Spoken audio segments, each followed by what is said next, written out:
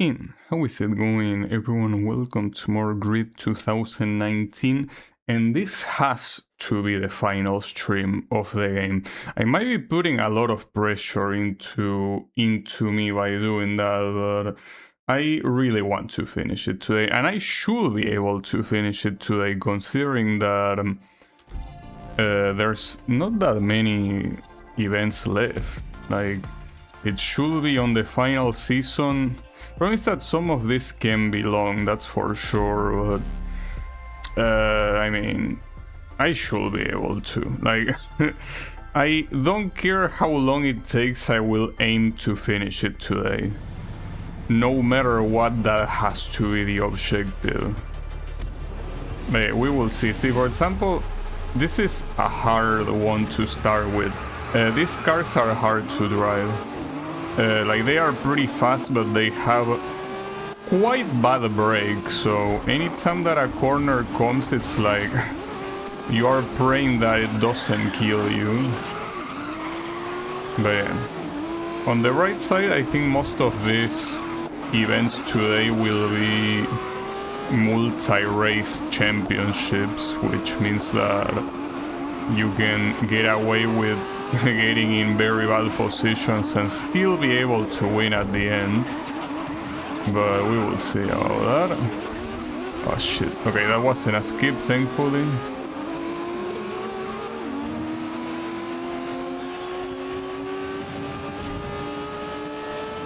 Oh. These guys are just going a little bit slow in general, it seems.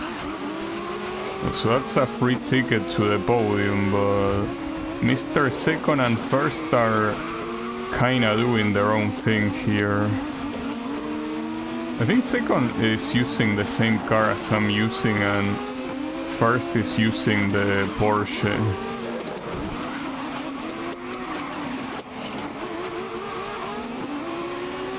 Yeah, that seems to be the case.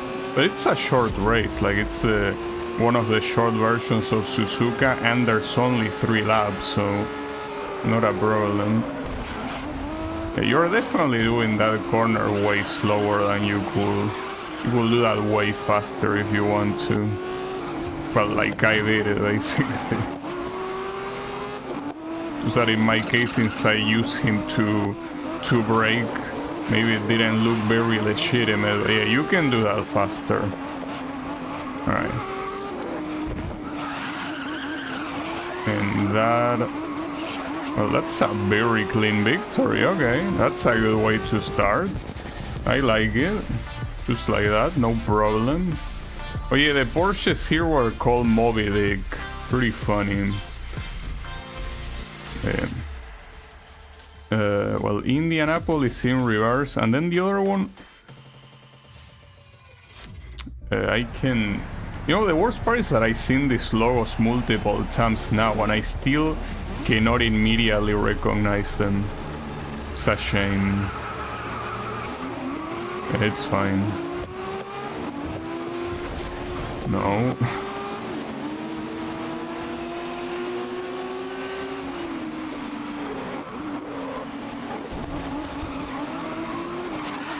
I think that the opponents are very well aware to how terrible the brakes on these cars are, but I think that they exaggerate a little bit. Like, the brakes are terrible, but not that terrible, you know? Like, they brake way too early. But yeah, that works for me, of course. Something tells me the final race will probably happen during the rain, but I don't really care. So I should be able to get a good result out of this one too, and with 2 wins you are essentially guaranteed. So even if rain comes on the last one, let it come. Though, did they give me a faster car? Because I'm also overtaking them in straights. It's a little bit odd. Okay, I'll check what the cars are when the leaderboard comes back up, but it really feels like I'm using a faster car than they are. Well, it's pretty clear it's not the same model, right? Like the rear wing of the guy in second place was taller, I think. Yeah, I think, if I'm not mistaken, when this happened in the main career, there were 3 cars in total to pick from, right? So these are simply the ones that are not mine, but is anyone even using this car? I feel like I haven't seen another competitor using this one. This one that, by the way, I cannot really remember what brand it was supposed to be at all. Yeah, I don't remember. I will have to check it when I cross the finish line. Ah, fuck. It's fine, don't worry. Okay, even though the brakes are not as bad as the CPU makes it look, they are still bad. They still require you to start braking very early.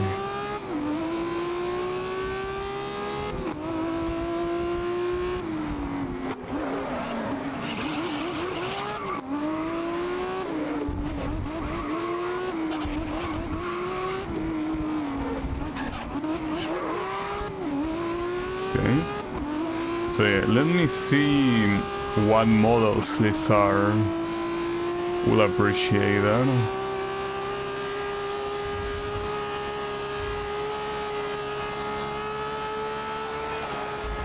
Okay, what are we looking at? So this is a BMW. So the guy behind me was the same car, but it didn't look like the same one. Unless it was that guy with the Ford Capri and he simply got overtaken.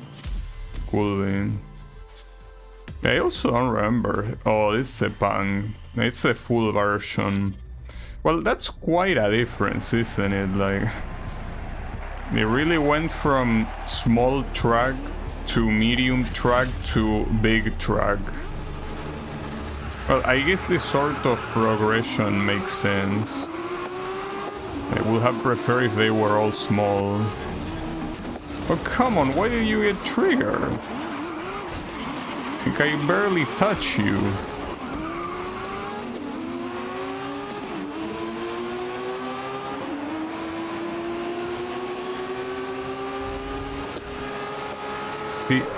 Okay, fuck. Damn it. Well, on the right side, the outside here is also asphalt, but yeah. The thing about Sepang is that it might be the worst track for a car like this, where you go super fast in the straights it has, and then all of a sudden, you know, ah shit. Yeah, well, I couldn't have avoided that. I completely lost control there. There was nothing I could have done. Also, how is it going, Metits? Choose here. Hopefully finishing the game today. Because it's been going for quite long. I'm not sure if I'm finishing it if I do stuff like this, but it's fine. It's a playthrough with 15 parts. I think not even the Need for Speed Shift 2 playthrough was that long. I missed the stream yesterday by 1 minute. Yeah, don't worry about it. I mean, we should race a little bit more. That's the interesting thing about the streams. Like, you miss one stream and it doesn't really make a difference, because what you're gonna see on the next one is more of the same. Yeah, sure, maybe not the exact same car categories, but I mean, it's the same shit. But yeah. I enjoy it. I mean, otherwise I wouldn't have bothered going so long with it. It's just that racing games are kind of my natural habitat. Just one of those games that feel comfortable with.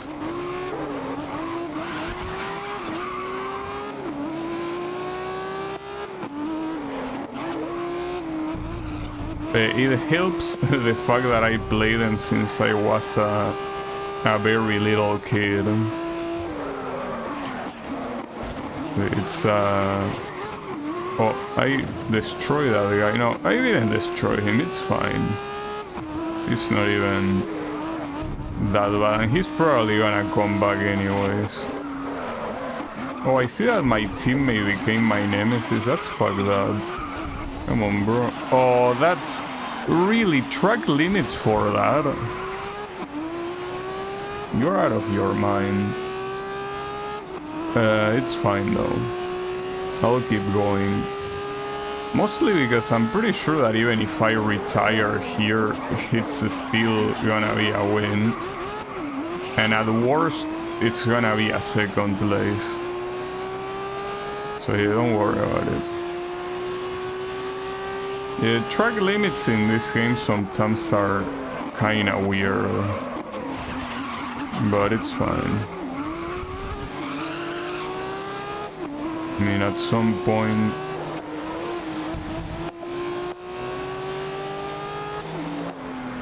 you kinda get used to it.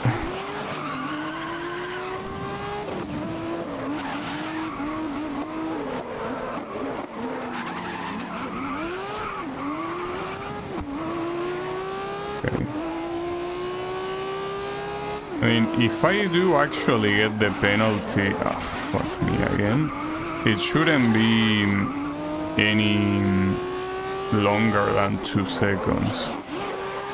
But yeah, 2 seconds is of course enough to lose at least one position. More than one? I don't know. Hopefully not.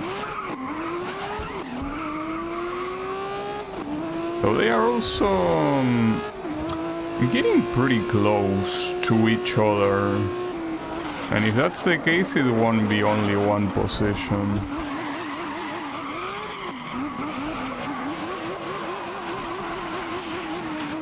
These corners are very annoying to do with a car like this. It's fine. Give me one more of that.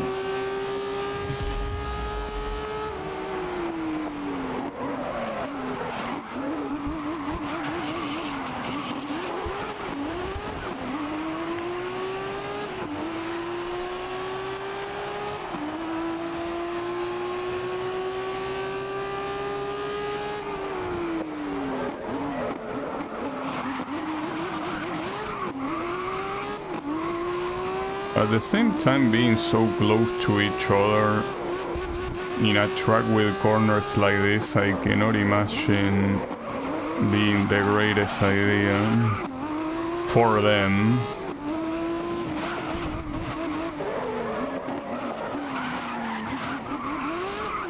Okay. Also, I'm very surprised that my rival managed to make it here. Like the rival that is apparently the closest to me in points, they don't tend to get that close, since he most likely started from the second to last place, and now it's on second place. It's pretty weird, but that shouldn't be a problem, I wanna believe. Because even if I get the penalty and he ends up winning, I should have a good enough.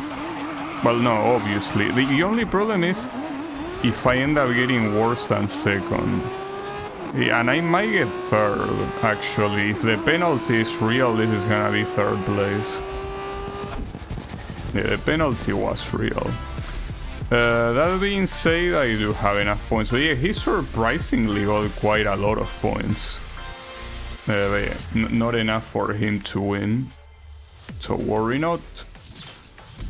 We get this one, which I'm glad, because I was pretty scared about this category with how hard to drive these things are. At least there was not a single race under the rain. And then we have track day specials in Asia, starting in Suzuka Circuit. Sure, we can do that. It's the... why does it have to be them? Reverse Night Rain, dude.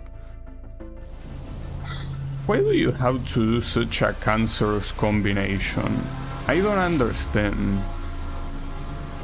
Reverse Night Rain.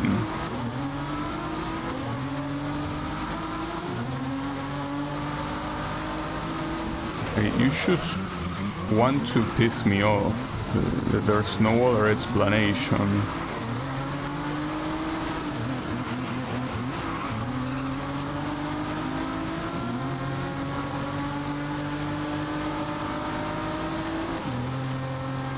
It really sucks that all of the practice that I have with Suzuka Circuit doesn't mean shit.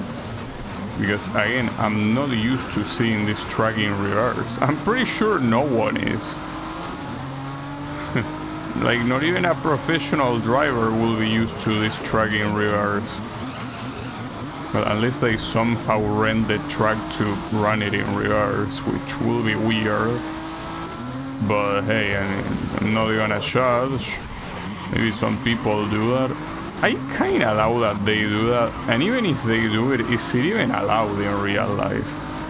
Like, will you rent a track to drive in reverse? Not so sure. Sounds like the kind of thing that unless you know the track manager or, you know, whoever is the owner, like, you probably wouldn't be allowed to do that. I mean, obviously these tracks were not made to be done in reverse.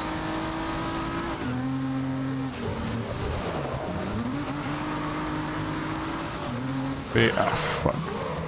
I feel like I seen this track in this game, well, in the very few occurrences so far where it appeared. Like, I seen it more times in reverse than straight. I don't understand, dude. Like, you have the rights to Suzuka Circuit and you throw them away like this. Come on, dude, give me the normal version, damn it.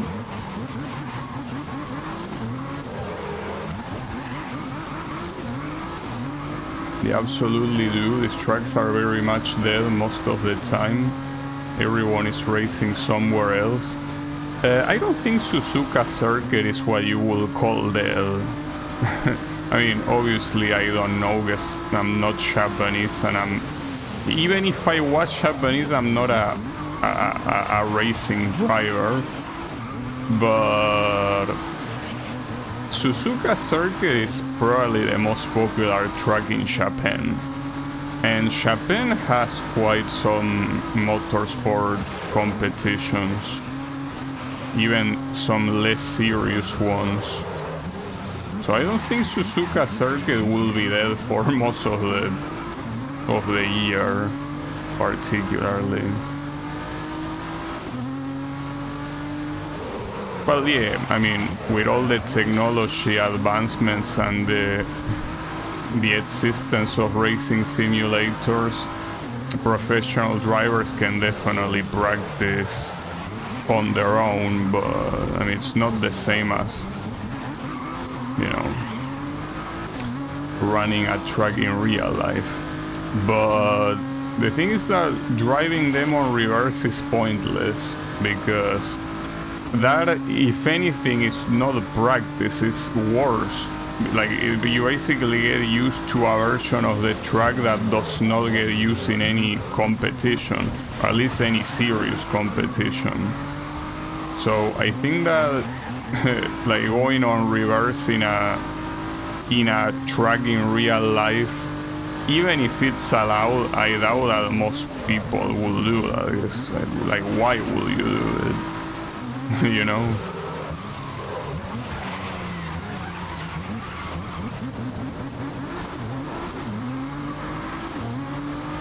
They can just bots out the shape of the track in real life. Yes, but the shape of the normal track, feel like trying to get into the reverse version will just fuck up their muscle memory. Well, probably not for the same reason that I say that it doesn't even feel like the same track. It might as well be a different one. Why don't they run track backwards in competitions? Well, because they are not made for that. Like tracks, especially modern tracks, are made with a lot of things in mind for the safety of the drivers. You have a lot of corners that when they start you have like a big like green field or sometimes sand that allows them to, you know, in case of an accident, not get too fucked up. And in reverse, a lot of those things can also be true, like by coincidence, not by intentionally doing it like that, but like it's not supposed to be. So you have a lot of corners that probably are like long straights into a very tight corner with barely any safety measures, and that's extremely dangerous. In the real track it wouldn't be like that, right? So that's mostly the reason. I mean, that and the fact that learning one track is already hard enough, and professional drivers, especially the ones participating in like super important competitions, need to memorize multiple of them, sometimes like more than 50.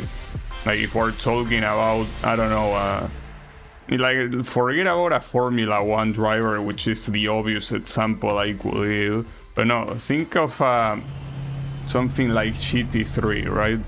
It's not a competition of the same caliber as Formula 1, but it's still a, you know, very professional competition. And people that drive on those things have to be able to drive in a lot of tracks, right? So to add to that mental stack, well, I don't know if I would call it mental stack, more like to that muscle memory, add yet another track seems a little bit too much, you know. Especially since, yes, they can use simulators and all of that to practice. They don't need to be on an actual track, but it really is not the same thing. So the thing is that if you run a track in reverse, most drivers are not gonna have practice, because there is no, you know, time to do that, at least in the track. Will it be interesting? Well, in some cases, yeah, it will be interesting, but it's not something that is done in most cases. I think there might be some exceptions, but usually those exceptions involve like completely different categories and completely different variants of a track, right? Like for example, there could be, like, I'm not sure exactly, like for example Indianapolis, that is actually in this game, I think that I could be wrong, but I think that the normal road oval version of the track, which is essentially like the one that is not just the oval but you go inside of the track for additional corners, right?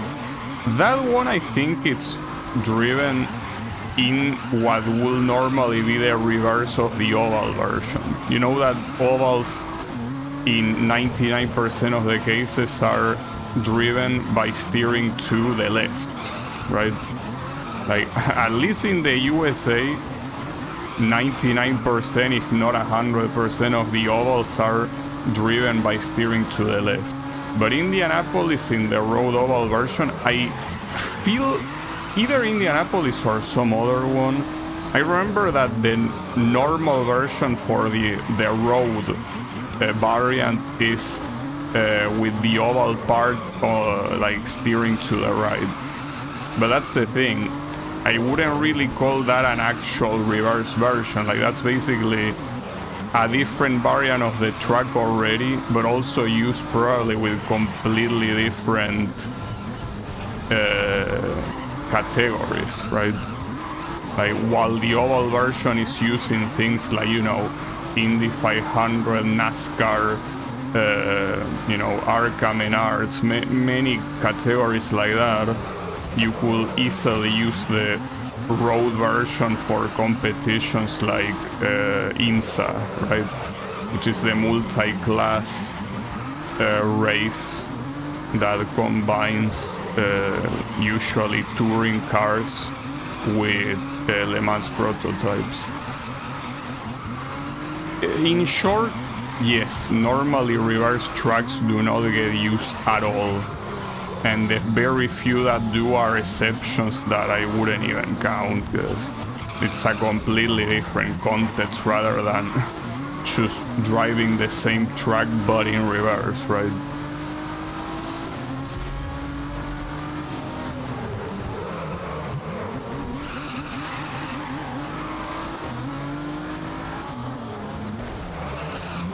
The point is that I personally am not very fond of them, at least not in games like this. If we are talking about stuff like, I don't know, like Ridge Racer, right? Or Mario Kart, or, you know, those type of arcade games that are not meant to mimic real life under any extent of imagination, right? Like something like that, yeah, I don't mind reverse tracks there, because in those games you don't really need to memorize the tracks for the most part. Like, you just, if anything, you have to worry more about competing with the opponents rather than knowing exactly what to do in each corner. So yeah, if you wanna use reverse there, sure, I don't mind. Like, if anything, it brings more variety to the table.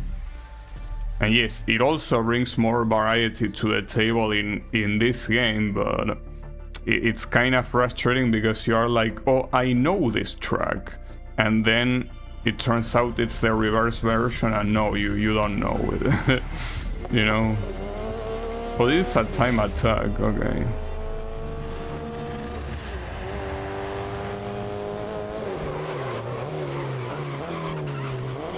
You ever play Ford Off-Road? I have not. Judging by the game, yeah, I'm assuming that's a rally game. You know, rally games, I'm not extremely fond of rally games usually. Mostly because, like, I like rally games that use rally cars to not do rally, you know? That's what I usually like. Like, rally games that just use the rally cars and do races instead of rally. But yeah, I'd love to see you play through that. Yeah, but you gotta tell me, well, first of all, for what, well, I mean, I could investigate this on my own, but just to at least know what to expect, I need to know what console it is from, and if it's a rally game or if it's like a regular racing game. Because as I said, if it's a rally game, I'm not extremely fond of them.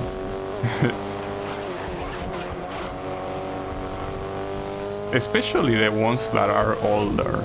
Older rally games, if they just do the typical, you know, rally, which is essentially a time trial over a set course without opponents in the same track at the same time. That's something that I don't really like, mostly because physics of older games cannot really do justice to what rally is. So it ends up being like quite boring usually. Like just being driving alone in a game with physics that are nothing to write home about. But yeah. Well, not like modern rally games are my passion or anything like that. At least it's has a few game modes in the campaign, Some are races, some are time attacks. Okay. Well, if I remember, because you know I have a very bad memory, but if I remember, I'll look into it. They might just murder 2 people in the span of 10 seconds or even less. Oopsies.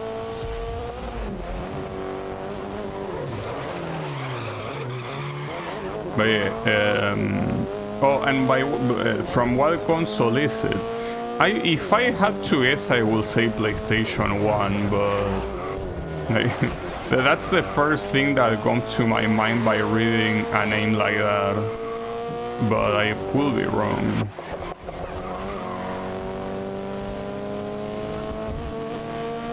It's what comes to my mind.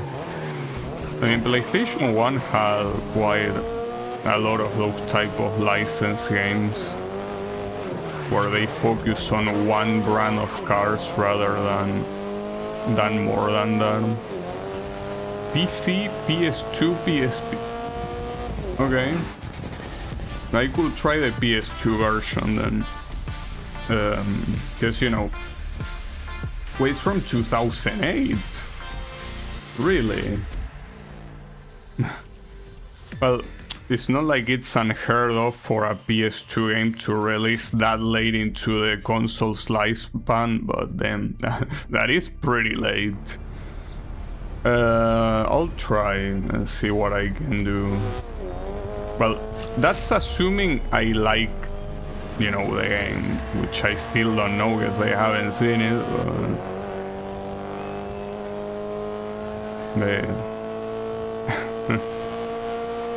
Yeah, I do remember there being a PS2 game released in 2009, which was also a racing game. It's Burnout Dominator.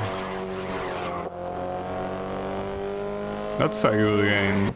It's a game that was released very late into the console's lifespan.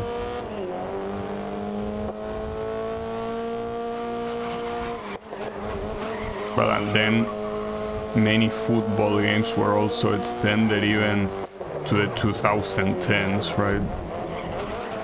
Mostly because people from South America, which are essentially the main consumers, were not even afford a PS3, so...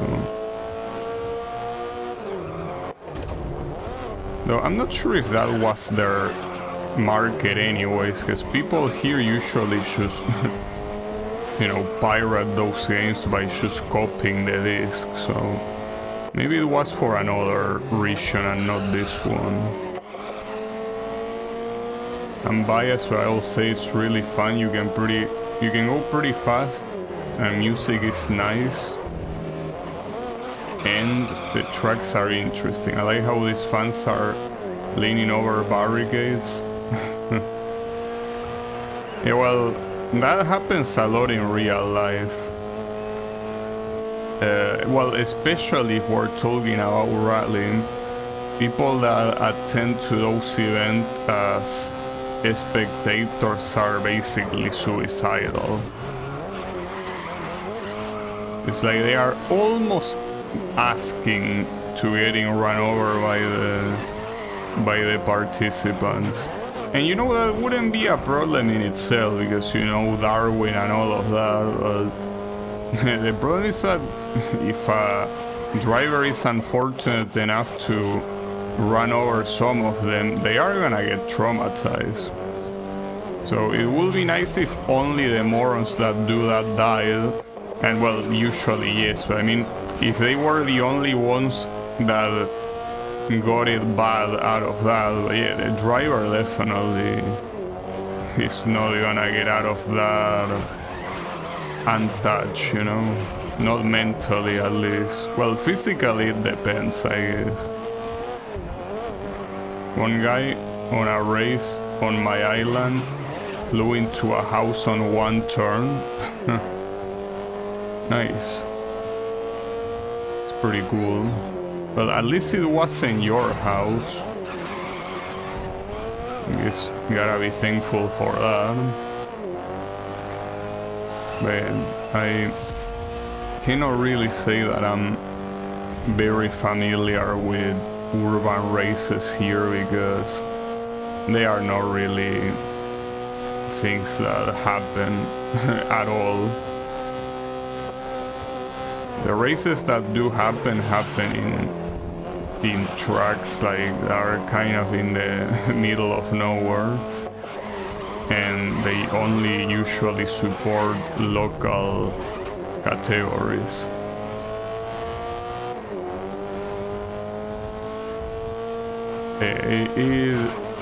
It's something that I guess it's a blessing to me that those sort of things, those sort of international events don't happen where I live, because I wouldn't want to deal with all the people that come out of nowhere and just start doing their shit.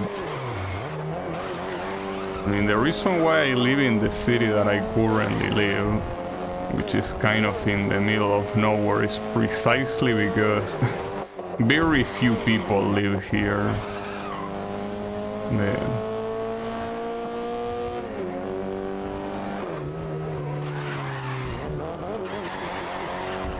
It's one thing that I really like. Not being around people, you know. It still functions as a city, so it's not like it's a ghost town or anything like that. Sometimes it looks like it, but no, it isn't. It's still a fully functional city with basic services and all of that. Well, if it wasn't, I wouldn't be streaming every day.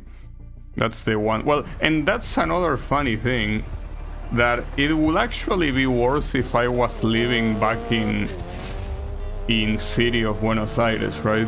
If I was living there, the stream will work way worse because the infrastructure is completely collapsed by the sheer amount of people that use it.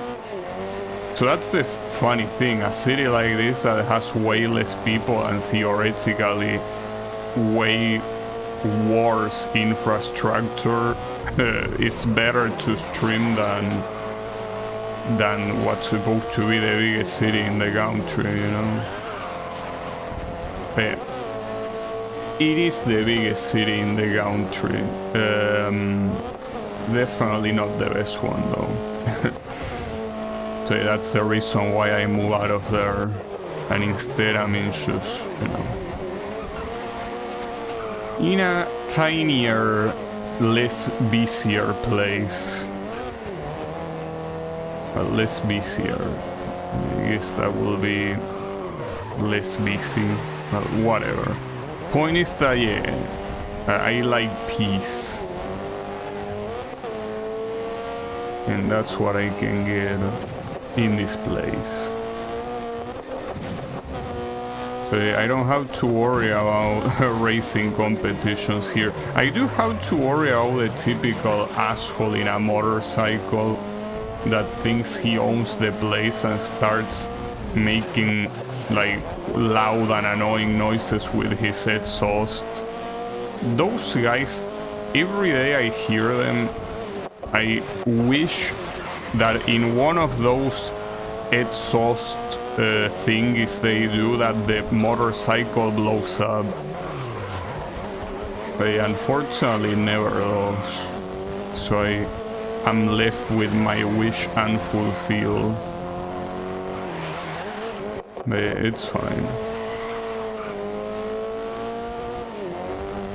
Yeah, outside from those guys it tends to be a very quiet place when it comes to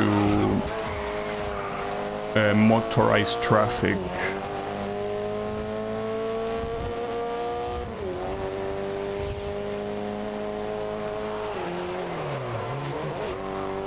Three laps in here, really? This is a little bit long.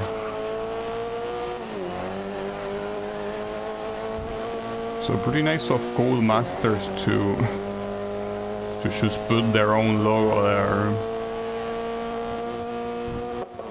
Very humble of them. Well, to be fair, in Gran Turismo, Polyphony Digital does the same thing. So, yeah.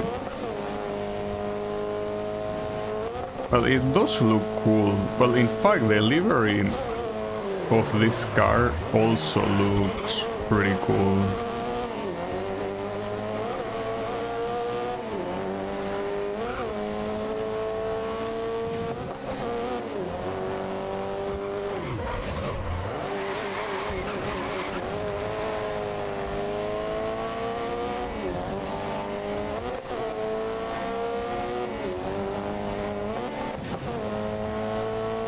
This truck looks funny with jumps. I wonder how they drive in real life.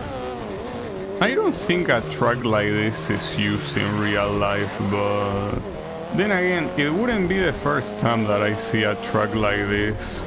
Like an urban truck that is supposedly real and has these jumps, but I will assume that if these are real trucks in real life, like obviously it's an urban truck, so normally it's not a truck, but if it gets used as a truck at some point of the year,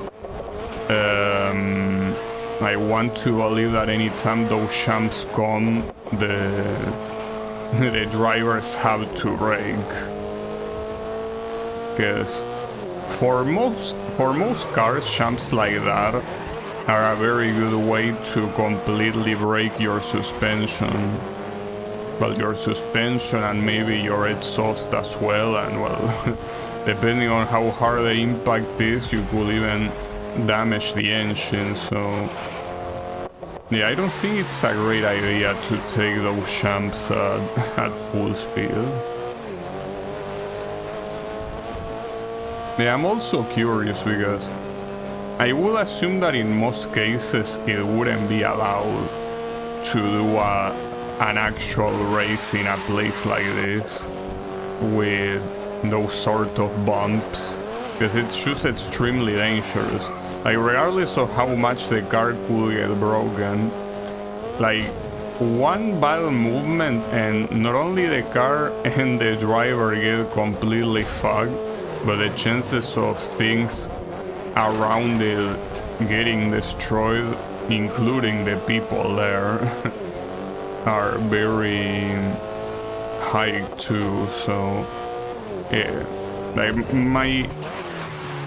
my first guess will be that places like this are not actually allowed to be used as a racetrack.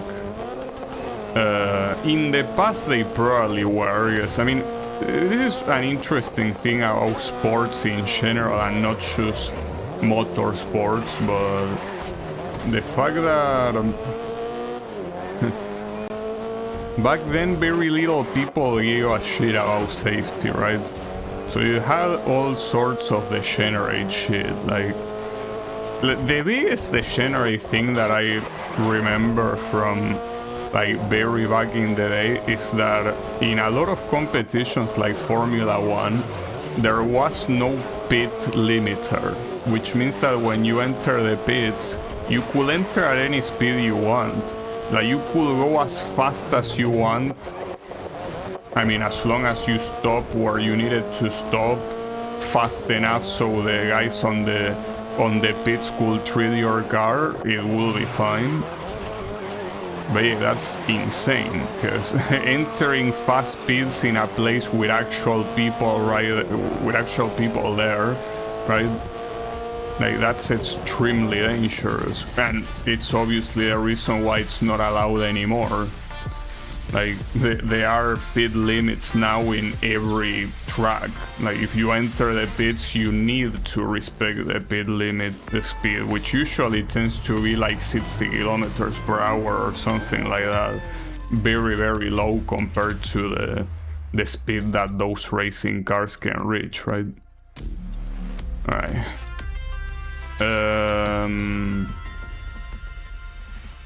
I mean, I'm tempted to use this one, but should I will. I'll try. Hopefully it is not super slower than the Ford. I always assume the places I see in racing games are based on real tracks.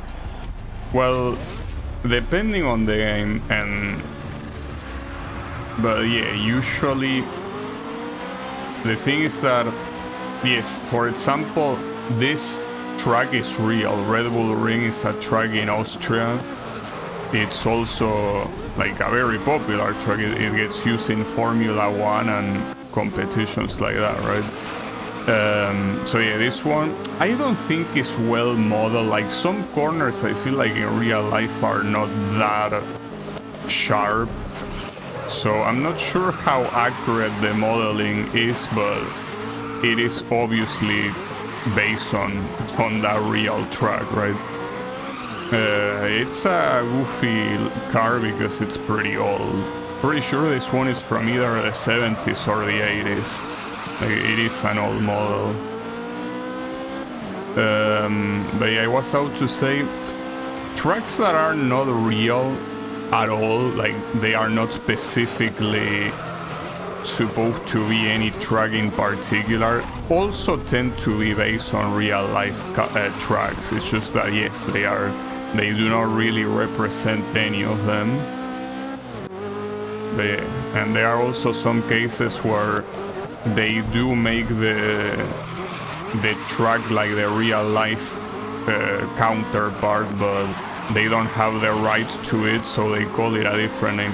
I think a good example of that is in, I don't remember if it's Project Cars, but there was one game that had Suzuka Circuit, but they didn't have the rights to the track, so they call it Sakito or something like that. But yeah, the point is that yes, in most cases you tend to have tracks, again, in games like this that are simcade, like obviously games like Mario Kart, no, obviously those tracks are not based in any real life track, even though they obviously take inspiration of the real world like anything else, but yeah, the point is that no, obviously they are not. But in simcades, it tends to be the case. Tends to. They also don't really, that's the interesting thing, that most of these games don't really make any effort on telling you which tracks are real and which are not. So for someone that doesn't know, it can be a little bit confusing. Because for example, in this game, there is a track that is called Okutama. That's not a real track, you know, at all. It's a completely fictional track, but it's not like the game tells you, hey, this is fictional, this doesn't exist. And obviously it's a track that is mildly based on other tracks or on certain places, but it's not real, right? Mario Kart is not real, unfortunately not. Well, actually, that's the thing. Some tracks in Mario Kart are based on real life places. Like there is a mobile game, I don't remember the name, Mario Kart World Tour, I think, or something like that. And then those tracks, they also added them to Mario Kart 8. Those are based on real life places, and in fact they have the name of the real life places, right? Like they have like Paris, right? Roma, right? Well, Rome is how you say that in English, but yeah, the point is that they are supposed to be real life places. I will assume that the actual, you know,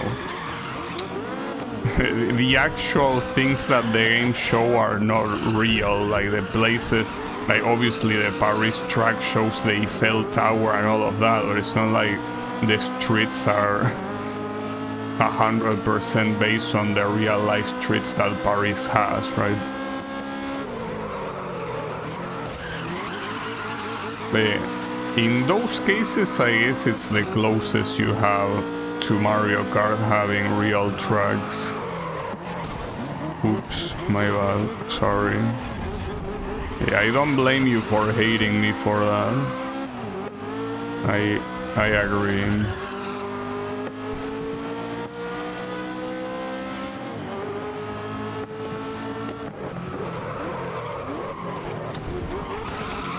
So after seeing this, I'm not really sure if this car is more convenient to use than the Ford GT. It doesn't really seem like it is, but it's not like I'm doing badly with it, so hey, I'll take it.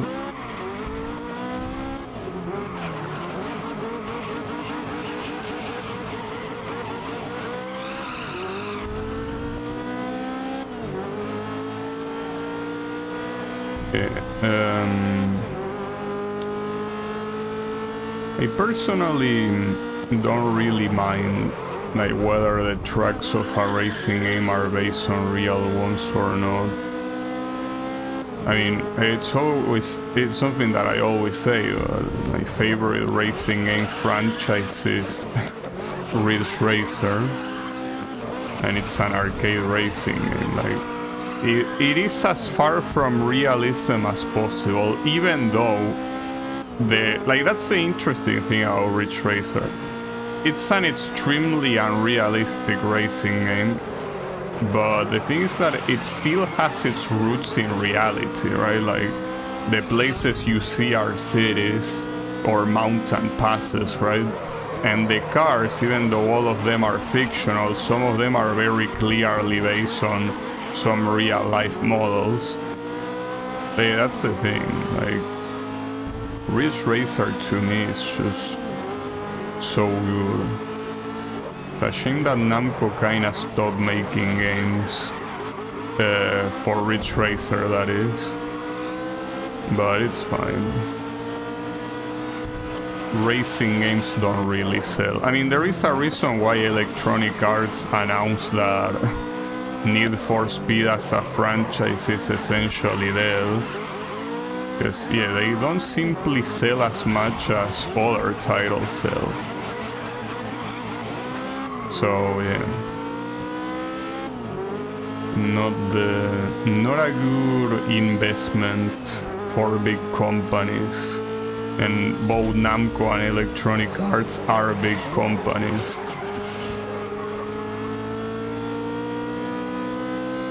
Well, to the point that Namco today is called Bandai Namco.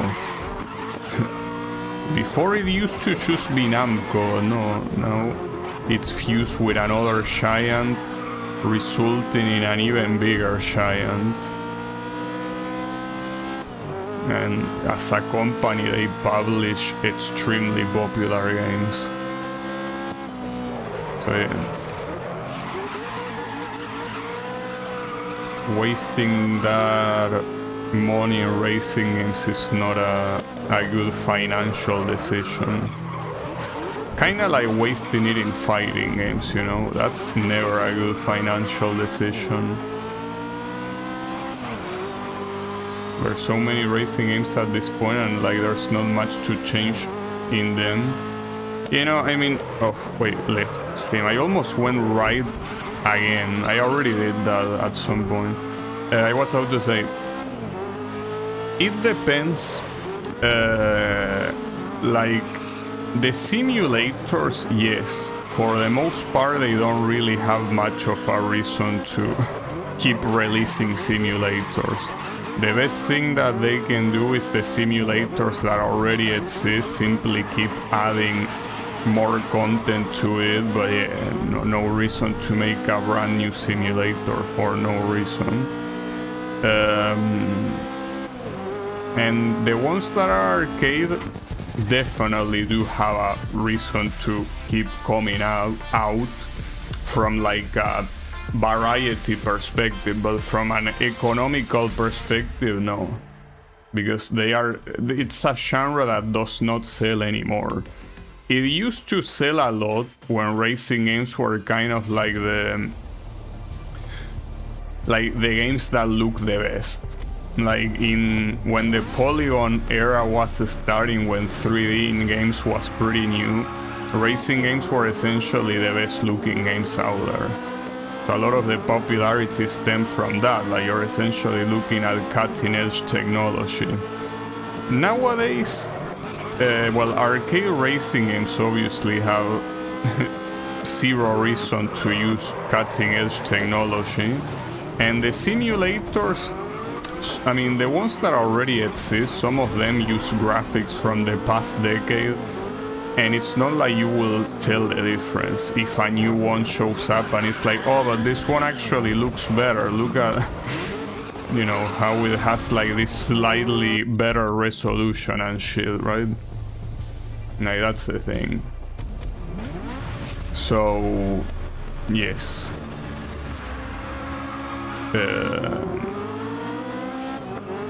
Simulators don't really... Well, racing games in general are not on the cutting edge of technology anymore. So it is what it is. So I didn't realize that even though this is not the full version of Suzuka Circuit, it's at least the one that goes on the right side, so I should be able to recognize these corners, which is always pretty cool.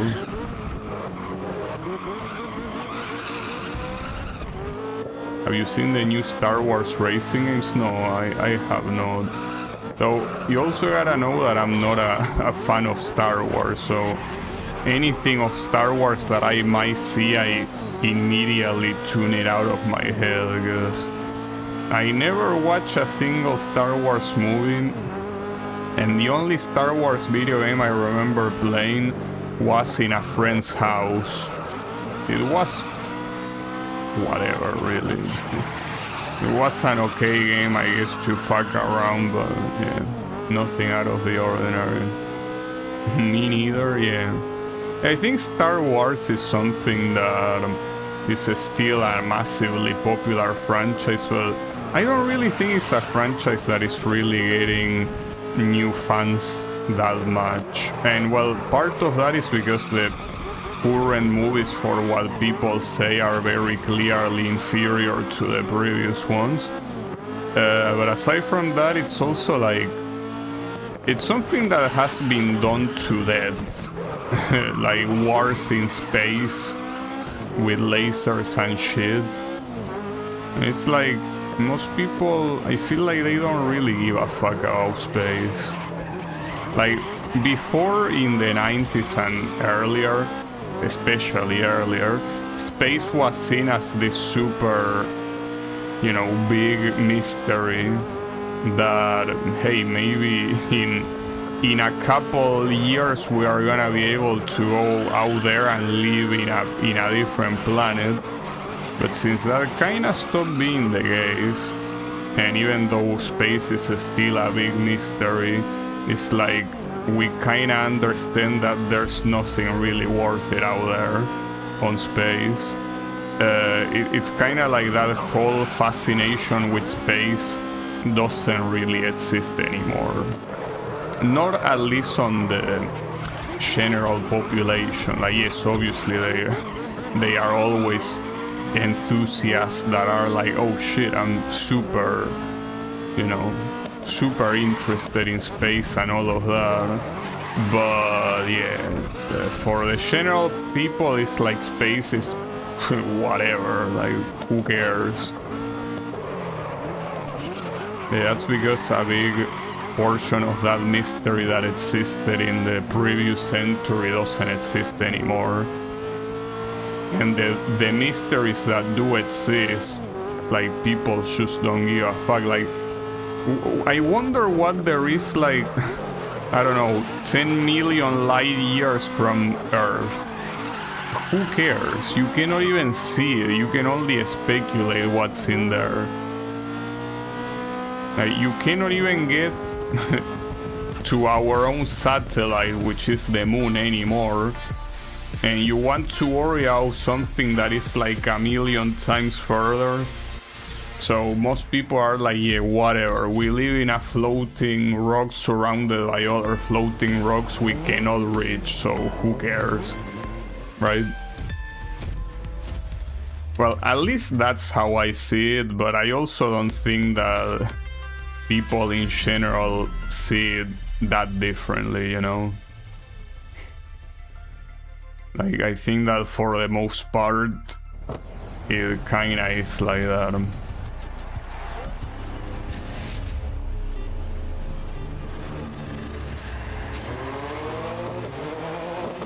Because keep in mind that for a lot of people, Star Wars might have seen like a predictive documentary, right? Like, not in like a serious way, but more in like a subconscious way, right? Like, we'll be like, oh shit, this could happen to us when we get advanced enough. But yeah, nowadays, obviously, you see at that and you don't even have the slight idea that could even possibly be close to happening.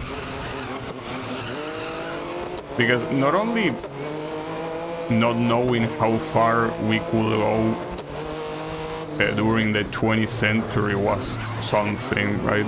But also the fact that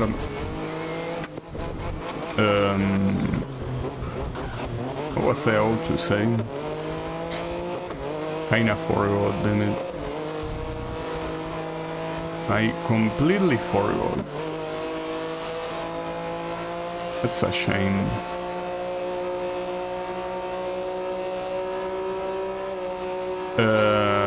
Well, it was probably not important, but I think you get mostly the point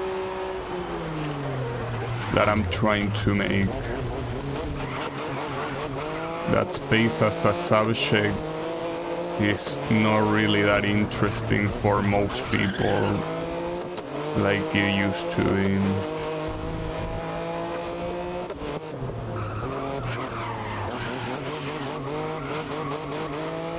Everything you say is important to me. Thanks, I heavily doubt it though. So don't worry about it.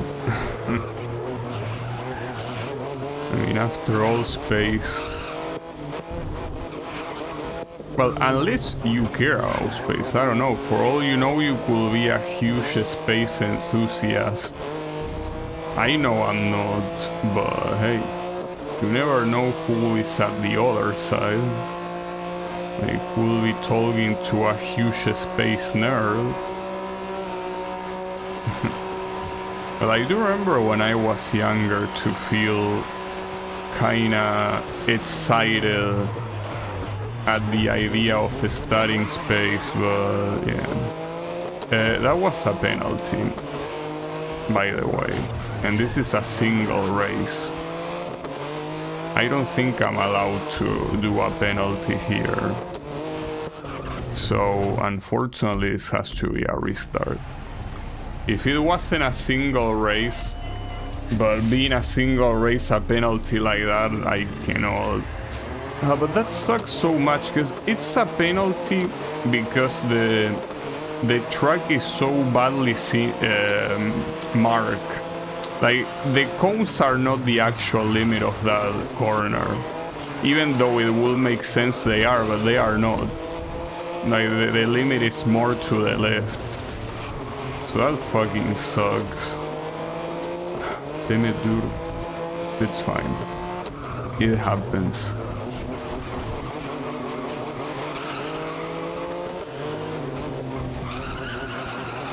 It's not like winning this is gonna be a problem anyways. I hope to get to Mars in my lifetime. Well, the problem is, I mean, aside from the novelty of being, oh shit, I'm finally in a place in the solar system that is not Earth. Like, yeah, that sounds cool to say, but it's like once you get there, unless it's already been fully colonized and people built impressive structures with a lot of attractions and all of that, it's like you're gonna be essentially in a desert. Like, you know, like you could get a similar experience to that by just going to Africa to the Sahara Desert. Like, that's it. If you wanted an experience close to that, you can already do that. Just go to your closest desert and that's what you will see in Mars. But yeah, like I do understand that the idea of stepping on another planet is exciting, but it's one of those things that sounds better than it actually is. It's kind of like, you know, Tim, I wish I was in France, in Paris, in front of the Eiffel Tower. Like, yeah, that sounds pretty nice until you look at the tower once, you take a picture and shit, and then you are like, well, I'm just in a city like any other. Now what? Well, obviously in Paris there are many places to go that I'm pretty sure are interesting, not just looking at the Eiffel Tower, of course. But the point is that a lot of times when you think of something, it is more exciting in your head than it actually is in reality. And yeah, I think that visiting other places tends to be like that. Which is the reason why I personally, anytime someone tells me, hey, don't you want to visit another place? No. Like, if technology did not exist to the level it exists right now, like photos did not exist, like Google Street View did not exist, right? If all of that did not exist and we still had the technology of the 70s or whatever, or earlier, yeah, obviously it will be interesting because it's something that you have no other way of seeing, right? Like, you will go to a place that looks so extremely different from where you live. It will be a unique experience that you cannot get in any other way. But I mean, nowadays with internet and all the shit that you have, you wanna know how a place looks, yeah, no problem, just Google and you will see how it looks. And obviously being there is different than just looking at a picture, but I don't know, I don't think that the rest of my senses, like being, you know, involved in that visit is something that I really care that much about. You know, I think that just looking at it is good enough, and that's something that I can do without visiting. So yeah, I mean, it's whatever. Like, fuck traveling. But I also do realize that, unlike the space opinion, I do realize that my opinion on traveling is a little bit unpopular. Like, most people that I know usually have traveling as an objective. Like, traveling is still a very common objective to a lot of people that save money. Like, they save money on their vacation to travel to other places. Well, I don't think there's a better place than home, personally.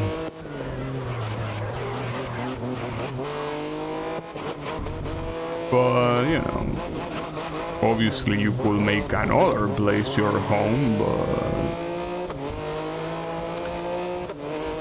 well, in my case, I don't really have any reason to.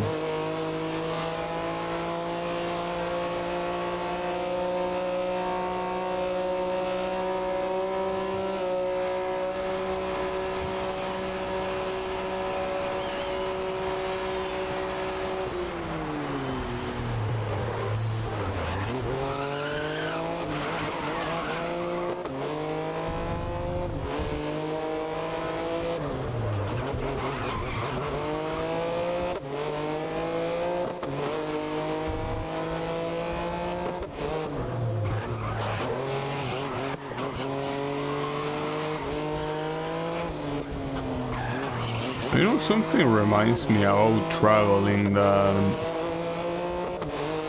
I remember some months ago some people were speculating that because of how expensive fuel was getting, that traveling to other countries will exclusively become a luxury for people that are very wealthy. That hasn't happened yet, but it could happen. I mean, if the world leaders continue being the bitches they are, it could happen that fuel keeps getting more and more expensive and something like personal, you know, like transcontinental traveling is, you know, not possible anymore unless you are very wealthy. At least it wouldn't affect me. It would affect the price of the things that do get shipped here though. But yeah.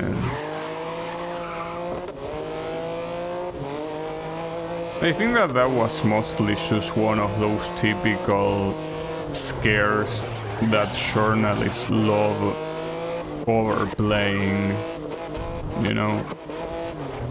Like that whole conflict in the Middle East.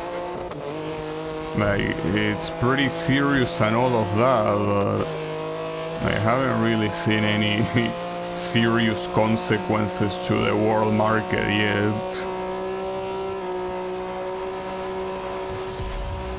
I do think that cars are a bit too cheap. Well, I think it depends. Computers are also pretty cheap, considering how insane the technology in them is. The problem is that at some point that sort of mindset is gonna turn the majority of the world population in basically poor people, right? Which is already kind of the case, but I mean that, like, it's gonna be even worse if things that are for everyday use keep becoming more and more expensive, right? It could happen, well, it's already happening for computers. Computers are like 4 times as expensive as they were years ago. So that really sucks, but yeah. It's one of those things that it's an interesting debate, right? Like, which things should be as expensive as they are, which should be more, and what are the consequences of that? Yeah, I personally, obviously as someone that is not a millionaire, I am someone that will greatly appreciate if prices will stop getting higher, you know? That will be nice. It will be nice for things to be affordable. Unfortunately, that's not happening. Like, the opposite is happening. But yeah, it's whatever. As long as I don't die of hunger or of any other thing that should at this point be a basic right, I hope that, you know,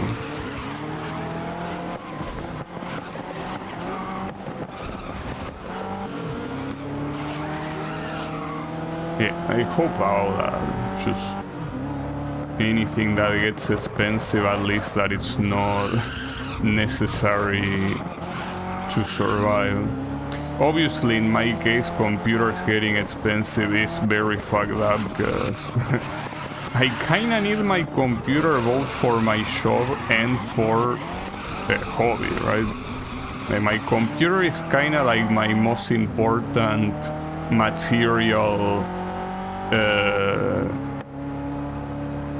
what's the word?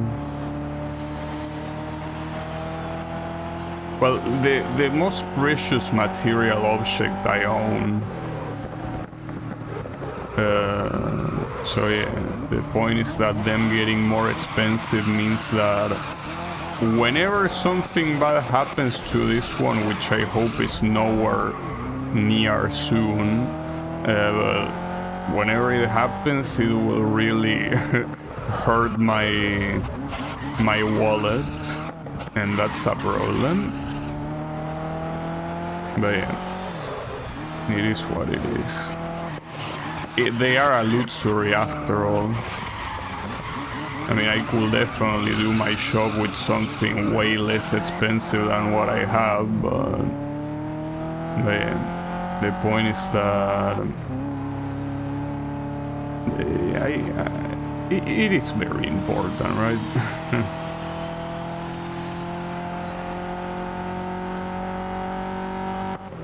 Thinking about those things usually kind of makes me feel unease, so I tend to not think about them. I mean, it's kind of like thinking about death, you know? It's better, like, it's gonna happen and all of that, but it's better when you don't think about it. Like, yes, it will happen, let it happen.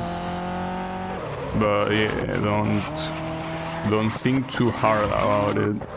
Because that ain't good for your mental health. And neither is thinking about price increases. So yeah. Just one of those things.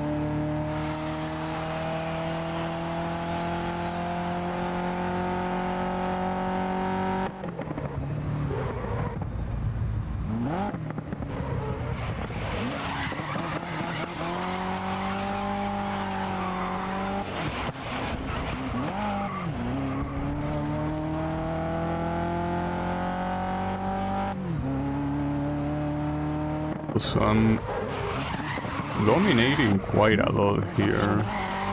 And you know that I don't really remember doing this variant before, like this variant with that chicane that I just went through. I feel like I never did it before. But it will be pretty odd, right, that after all these races, this is the very first time I'm in this variant. Will be.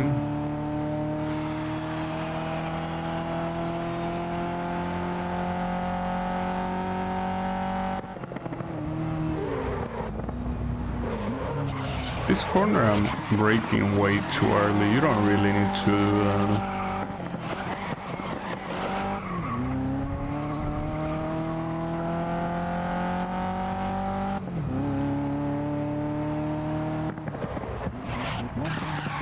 Ah, shit. Yeah, that's a problem though.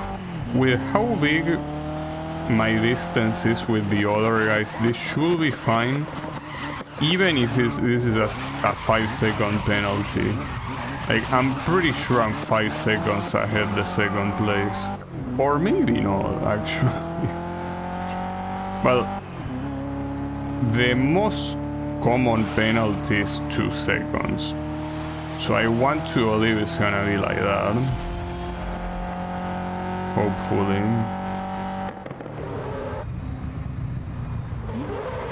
I cannot know for sure.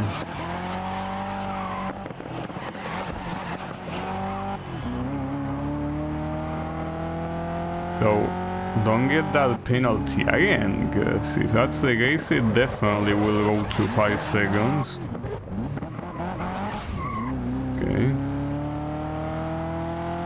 Yeah, I mean, it's hard to tell because the minimap, when you're going through a faster section, the guys behind, if they are relatively far, won't show up. But I still think this should be more than 5 seconds ahead. So even with a 5-second penalty, it should be a victory. Well, it was a victory and it was only 2 seconds.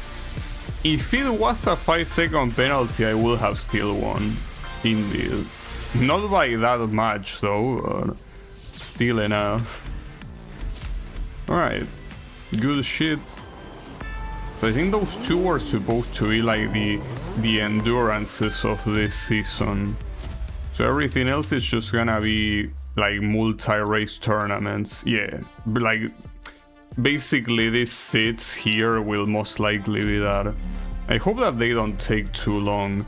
No, this is the old ass... no, this is gonna suck balls. This is the old ass LMP.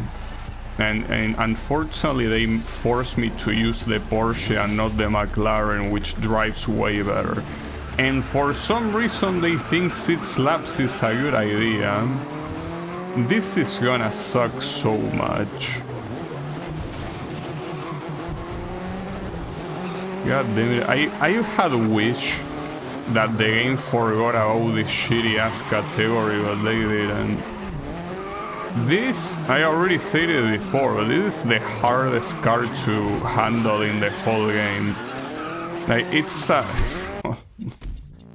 Fuck. Oh, this is gonna suck so many balls, dude.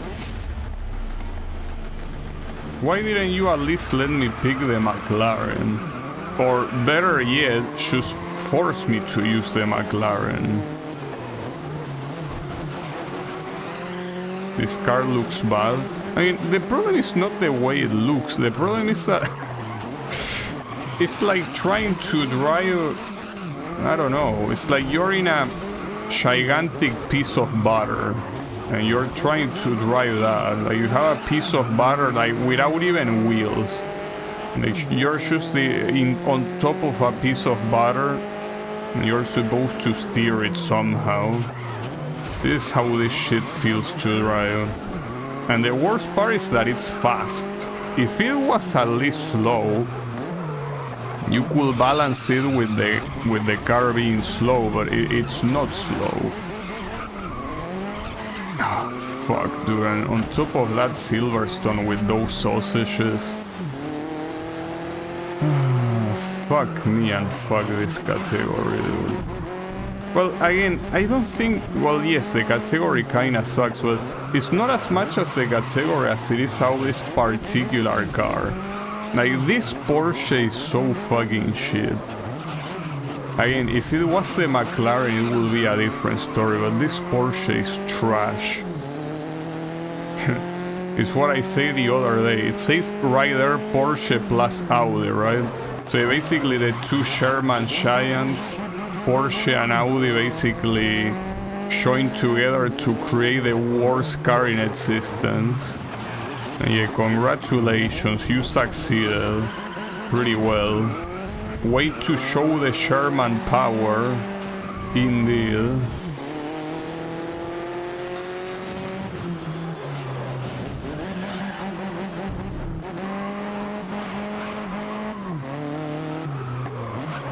It's fine, don't worry about it. These are 3 races, so you don't even need to have an stellar result. Fuck. You can see that even in corners like that, like, okay.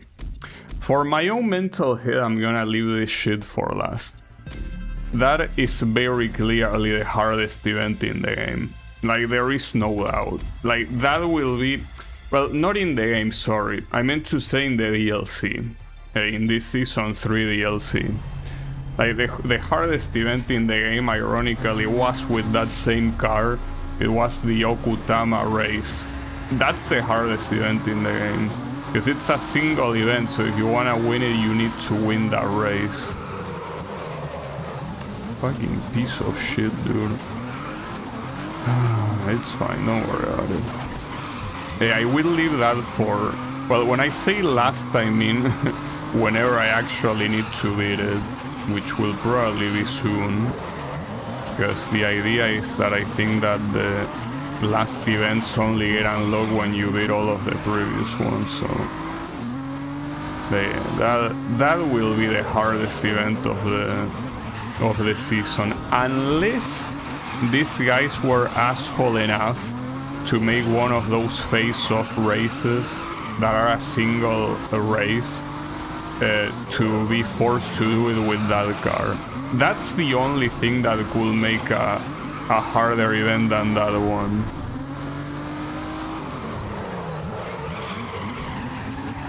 Man, those cars are so fucking shit. It's fine. Don't worry about it.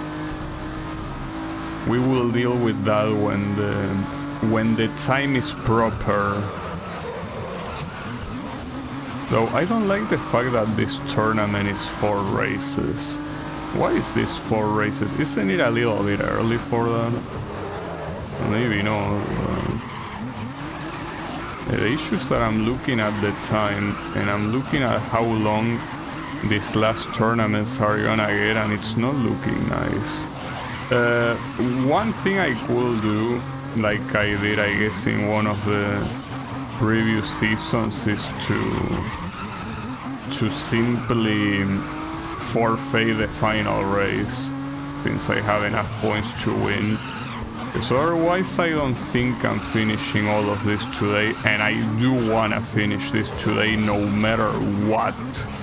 No matter what, this has to end today, okay? I cannot extend this for another stream. This has to be the end. So I need to cut all the time that I possibly can. On the right side, at least I know that the car used for the final events will be the hypercars, and those are not a problem to drive. I mean, obviously we have to pray that we don't go to a place like Okutama or Barcelona, but even then it's not like you're using an extremely bad car or anything like that. So yeah, that's the thing that at least makes me feel a little bit safer.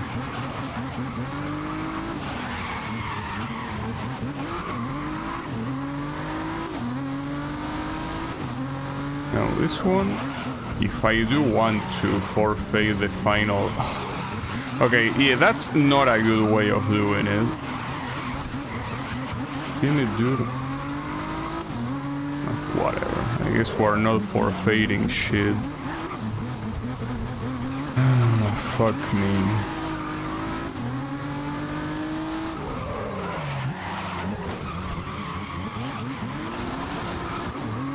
If I made his spin the other way, I probably could have made him go far away to not even worry about the penalty, but yeah. That did not happen, so I guess the penalty will cuck me here. It's a shame, but it is the way it is.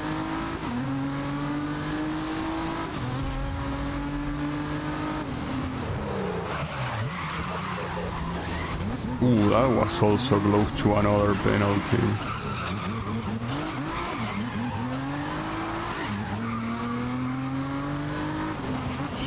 I don't think I can get away from them fast enough to have the 2 seconds of penalty not affect me.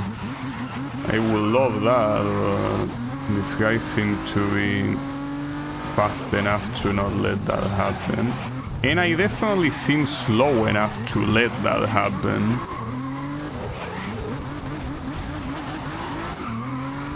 But by let that happen, I mean letting the penalty fuck me over. Though I am getting some distance, okay? It's not that bad. It's just that I don't know if it's a distance worthy of 2 seconds. I feel like it isn't, but we will see. Time will tell. I was probably too early to break there. We will see. No, this is probably not 2 seconds. Oh. Okay, there was no penalty. If it was a 2-second penalty, that would have been second place. Yeah, that's one of the rare cases that despite the warning, there was no penalty. That's pretty good. Oh, and this ends in Barcelona. See, that's perfect. Like, that's the perfect race to completely retire from. Wonderful. See, it's like the game knows me. The game knows exactly what I'm gonna do, and he's like, don't worry, bro, I got you. You wanna forfeit the last one? Please go ahead.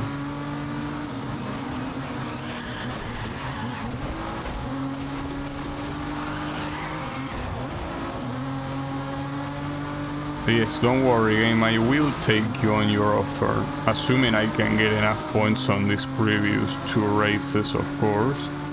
Which is something that I'm about to find out.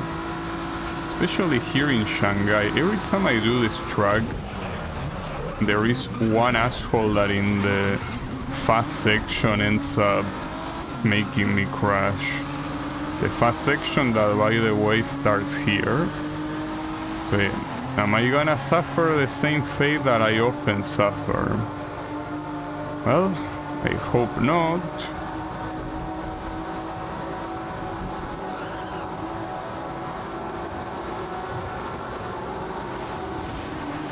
So you guys are not making it easy to me, that's for sure. But it's fine. I didn't die this time.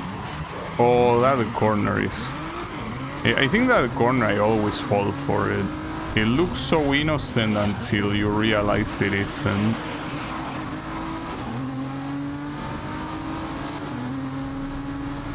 No. Ah, fucking piano. God damn it, dude. The pianos in these urban tracks are so fucking shit.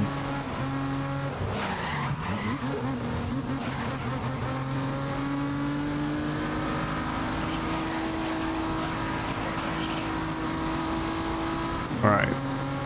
Yeah, first place feels like it might be a little bit unlikely here. But we can try. Just that, as I always say, it's not like there are many places in this track to, you know, gain advantage over someone that is in front.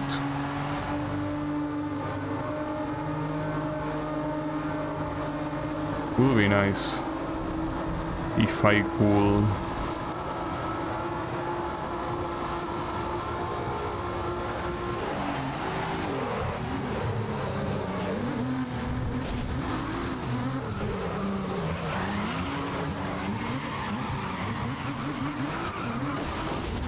So the only car to overtake belongs to none other than my teammate. The question is, will he let me pass? Maybe not.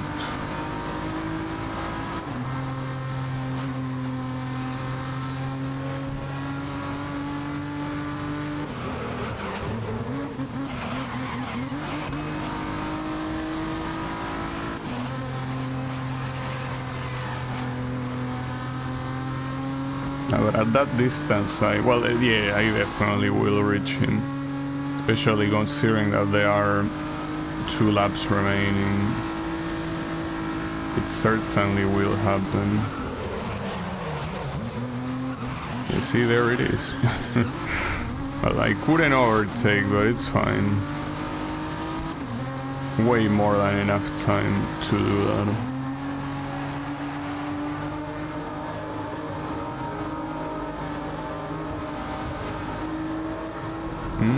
I don't like... he will block me here.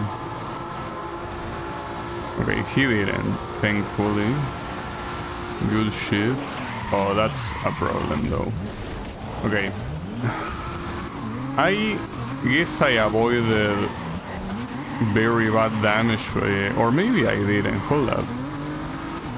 No, okay, my direction is working.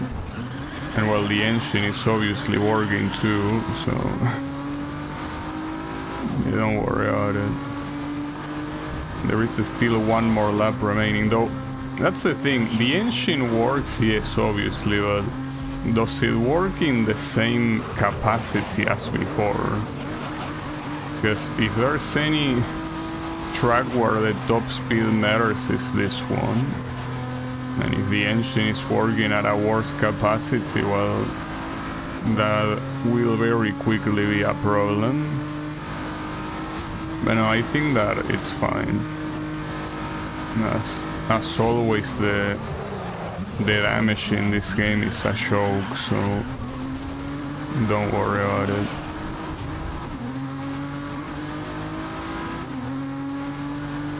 So, at least try on this final lap to not crash that badly. Will be nice.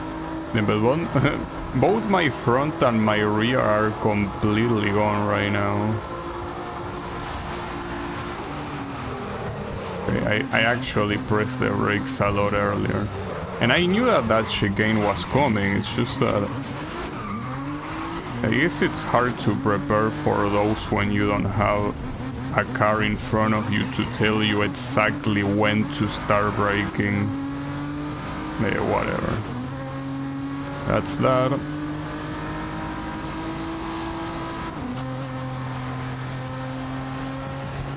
So at least with 2 wins, this should be a comfortable ride. It had to be... Oh, a reverse version with rain. Ain't that wonderful? Absolutely wonderful.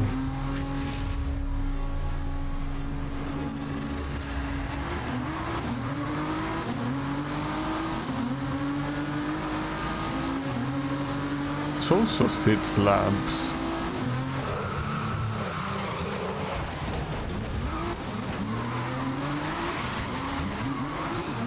Yeah, rain. It looks pretty nice.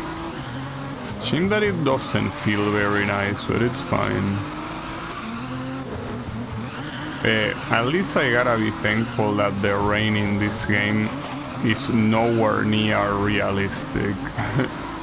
If rain was realistic in this game, this will be so extremely painful. Like, it really will be... Yeah. Not a nice experience, that's for sure. And look at this Ferrari behind me thinking he's hot shit.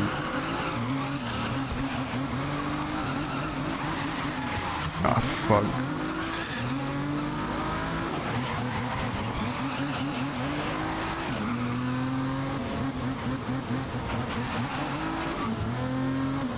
Doesn't seem like my position is gonna be much better than this one at the end. Yeah, this ain't looking very nice. This is more looking like a car parade at this point.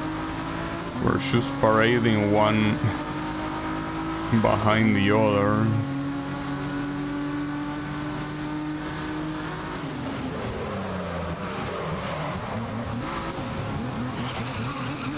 Well, at least there should be a possibility if I manage to...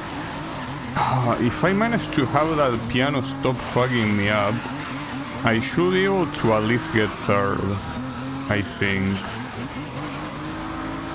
Because that group is not that far.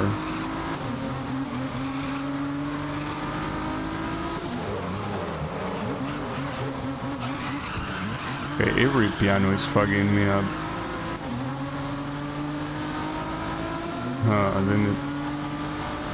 What I'm almost sure that I'm gonna do is retiring on the next one. I think it's the healthiest option. Without a doubt.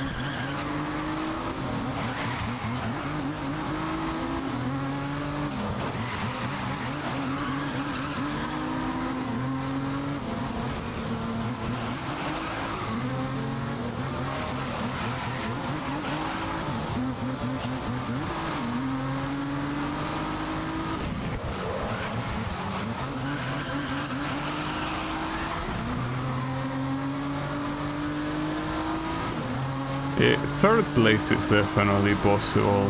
With 2 more laps, it should be.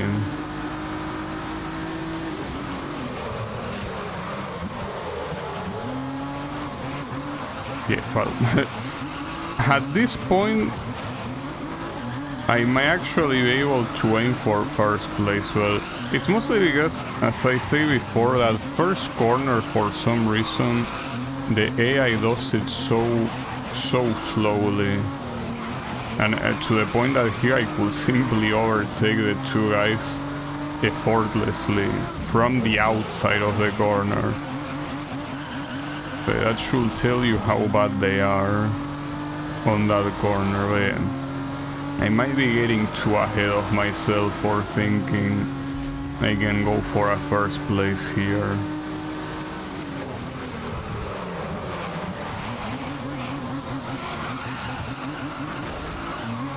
Oh, it's a second place. The first one is right there. I don't think I can overtake in this. Okay, never mind, I can. Well, that's an impressive climb to the top. I'll take it. It's all thanks to that first corner and how bad these guys are at it.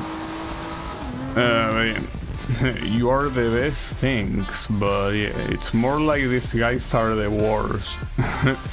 It's mostly that. Don't worry, this next race I'm gonna show that I'm not the best by forfeiting. Though I could at least try. Simply, like, regardless of if it's Barcelona or not, I think I really cannot use that much time if my idea is to finish this today, you know?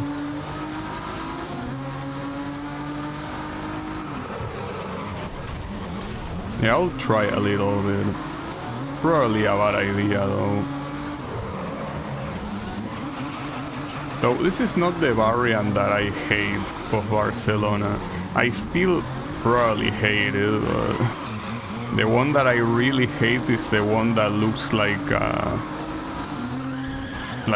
square, kinda. Well, not a square. Well, looks like a diamond, I guess. So calling it a diamond is kinda like I'm trying to compliment it, but no, it's a diamond of shit. No. Damn it.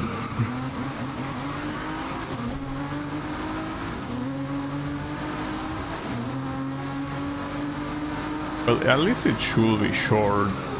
Well, kinda. Could be longer if it wanted. No, I think here the victory is definitely out of reach.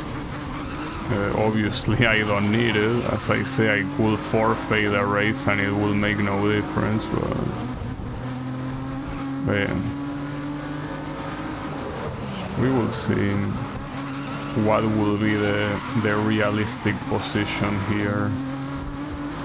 Third doesn't look that far since it's where the green car is, but I don't know. We will see.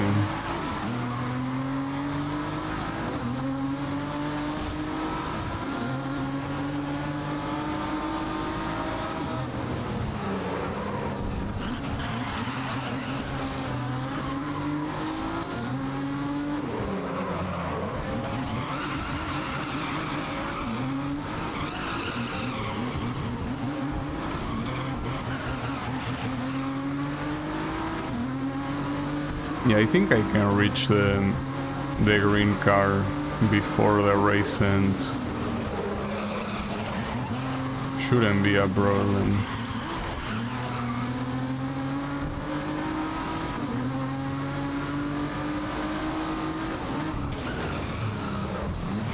Wish this guy didn't block me like that, but it's fine.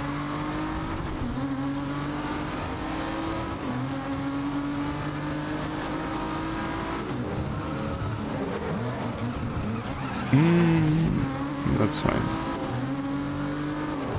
Well, the first and the second place, they were further some moments ago, but I guess not anymore.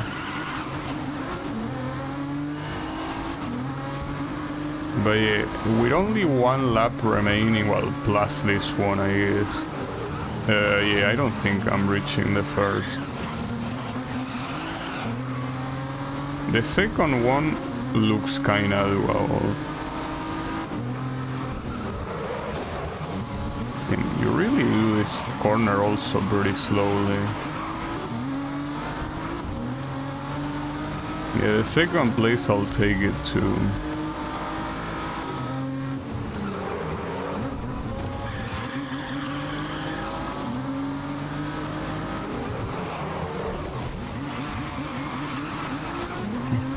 It's a shame because the first place looks kinda close right now, but unfortunately, if there was one more lap, I would believe that I can reach him, but yeah, there isn't.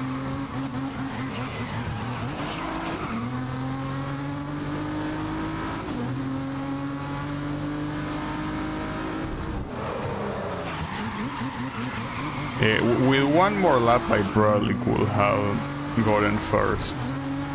But yeah, I did a pretty good championship regardless.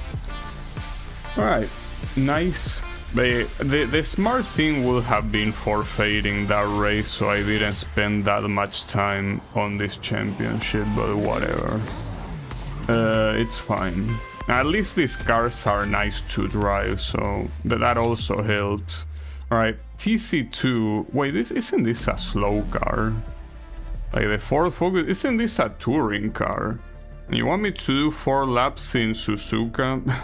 Isn't that a little bit too much? Isn't this the touring competition? It is. Bro, 4 laps? I mean, at least thank you for using the real version of Suzuka Circuit, but this is an extremely slow car, and with Suzuka Circuit being a relatively long track, 4 laps is essentially 10 minutes with these cars, if not more. Like, come on, dude, what are you doing? Well, I don't think it's more than 10 minutes, but yeah, like, you're a little bit out of your mind, don't you think?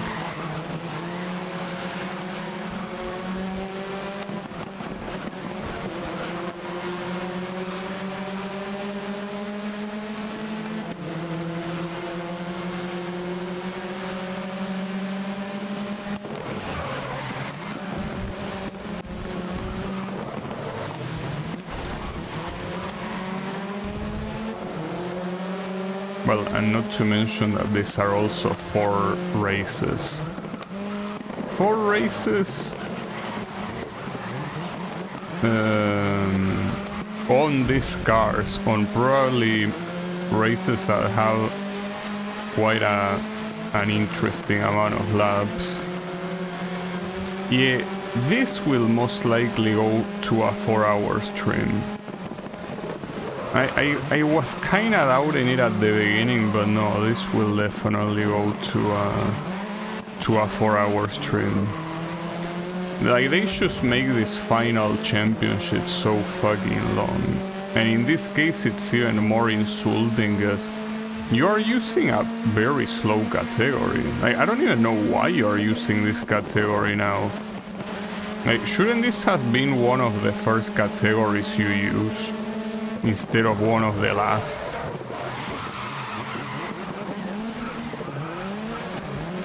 That's the first time I do this chicane in the game, by the way. Well, at least from the normal path, the normal side. Yeah, this will be a pain in the ass, is what I'm trying to say. Not to mention that I think that one of the tracks in this championship was Okutama. So, yeah. Things will keep getting worse and worse, huh?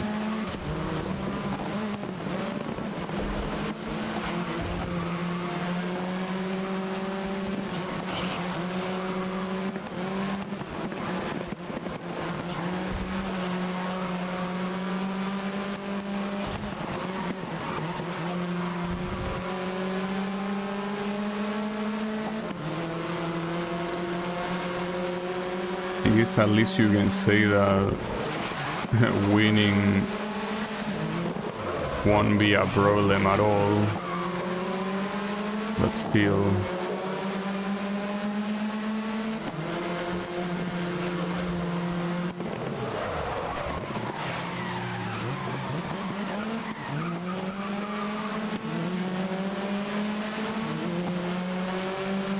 Yeah, like, this just seems like a fucked up idea. Like, touring cars like this on this track with 4 laps. It's not a good idea.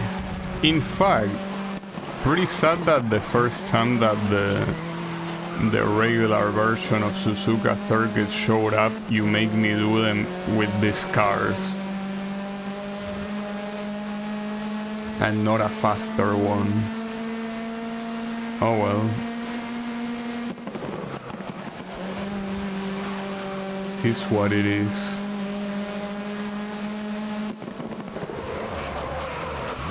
Okay, I'm kinda struggling doing this chicane. I know that it's a super slow chicane, but I feel like I shouldn't need to be braking that early, but I guess I do.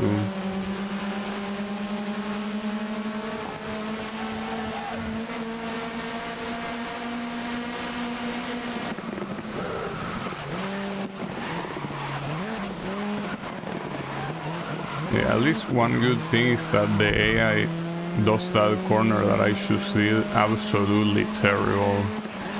Well, absolutely terribly.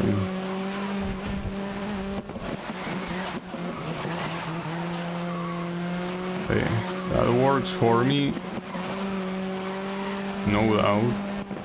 Oh, you have... No way that was a penalty. Are you shitting me?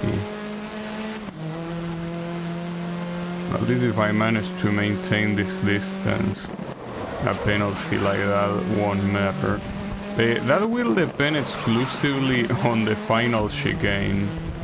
The final chicane is so far the one that is screwing me over worse than anything.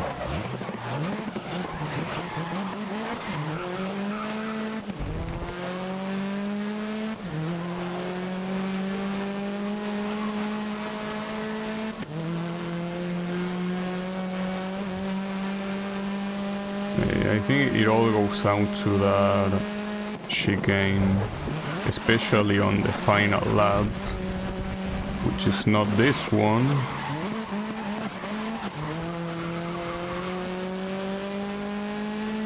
I think if it's a 2-second penalty, that should be enough distance.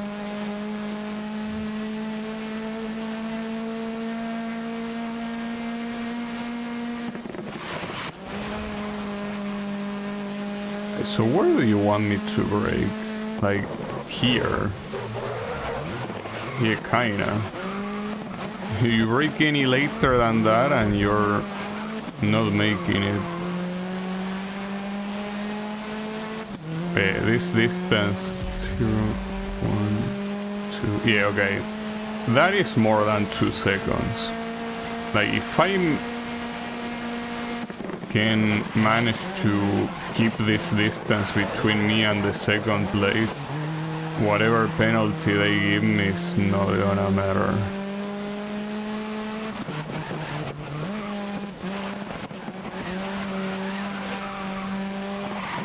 So I don't even know which corner even gave me the penalty, because they gave me the penalty for going too much to the outside.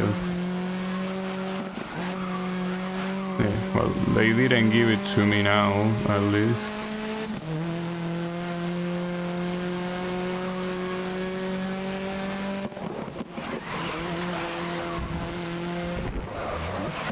I gotta say that it feels great to drive in Suzuka Circuit, in the actual Suzuka Circuit, and not whatever reverse shit they want to do.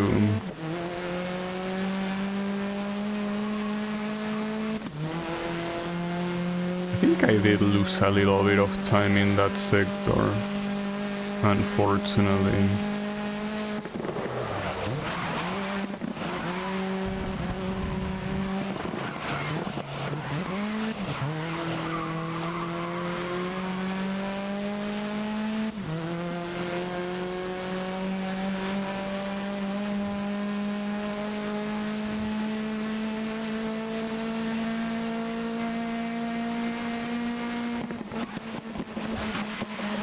Alright. So it didn't take 10 minutes, but it essentially took, well, almost 9 minutes. It really could have been worse, but I still feel like it's a little bit too much for a tournament that has 4 races, you know. So no, there was not even any penalty, and if it was a 5-second penalty, I still would have won. But if anything, that just tells you how non-challenging this is gonna be. At least this track looks a lot shorter than the previous one.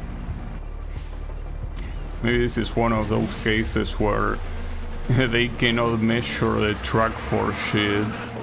So they assign the same amount of laps to tracks that are completely different in length.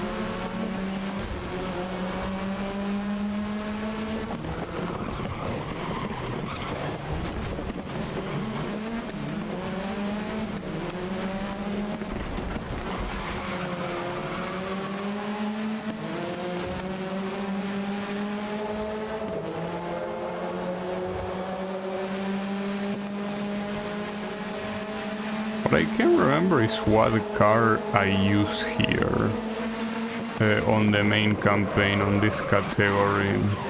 Because I don't think it was the Ford Focus. But which one was it?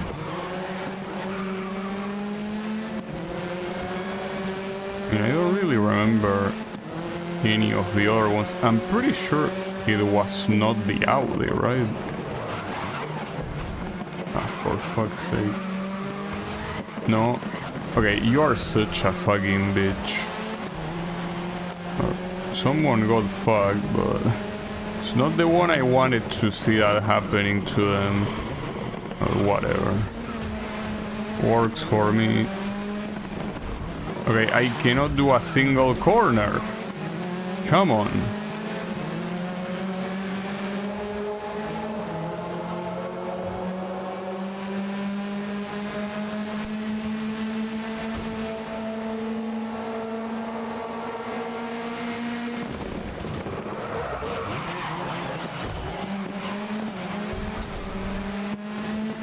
I'm really struggling cornering here for whatever reason.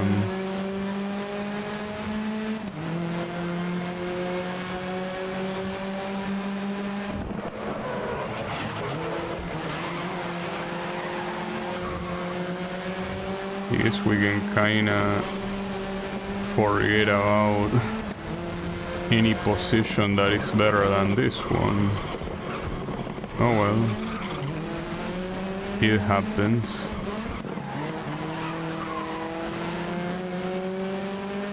They're kinda crazy how this is essentially gonna be 4 minutes total time of race time. That's less than half of the previous race. Pretty nice measure, you know, the lap amount. Definitely well measured.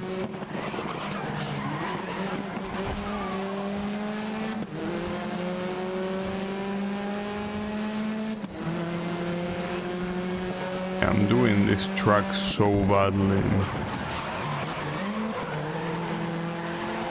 I don't really care though. Don't remember how many points 5th place was, but it's probably 10. So I don't really mind. Then I am really doing very, very badly.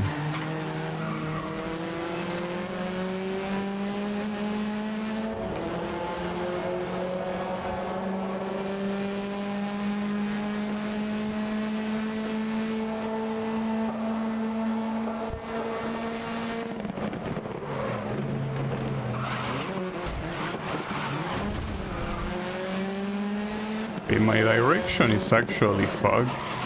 I mean, at this rate I shouldn't be surprised. I don't notice it though. If I just go straight, my car goes straight, so I don't see the issue. Yeah, that was pretty bad.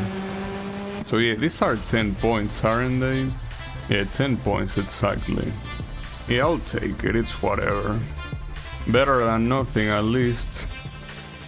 So the next one is the short version of Brands Hatch, and then it's Okutama. I think the last one, especially if it's the long version of Okutama, which could easily be the case, like that one I will forfeit, like I won't even attempt it. If it was a different car, maybe I would try, but like, there's nothing special to experience with these cars, really. Oh, I think in this category I use the Subaru, probably.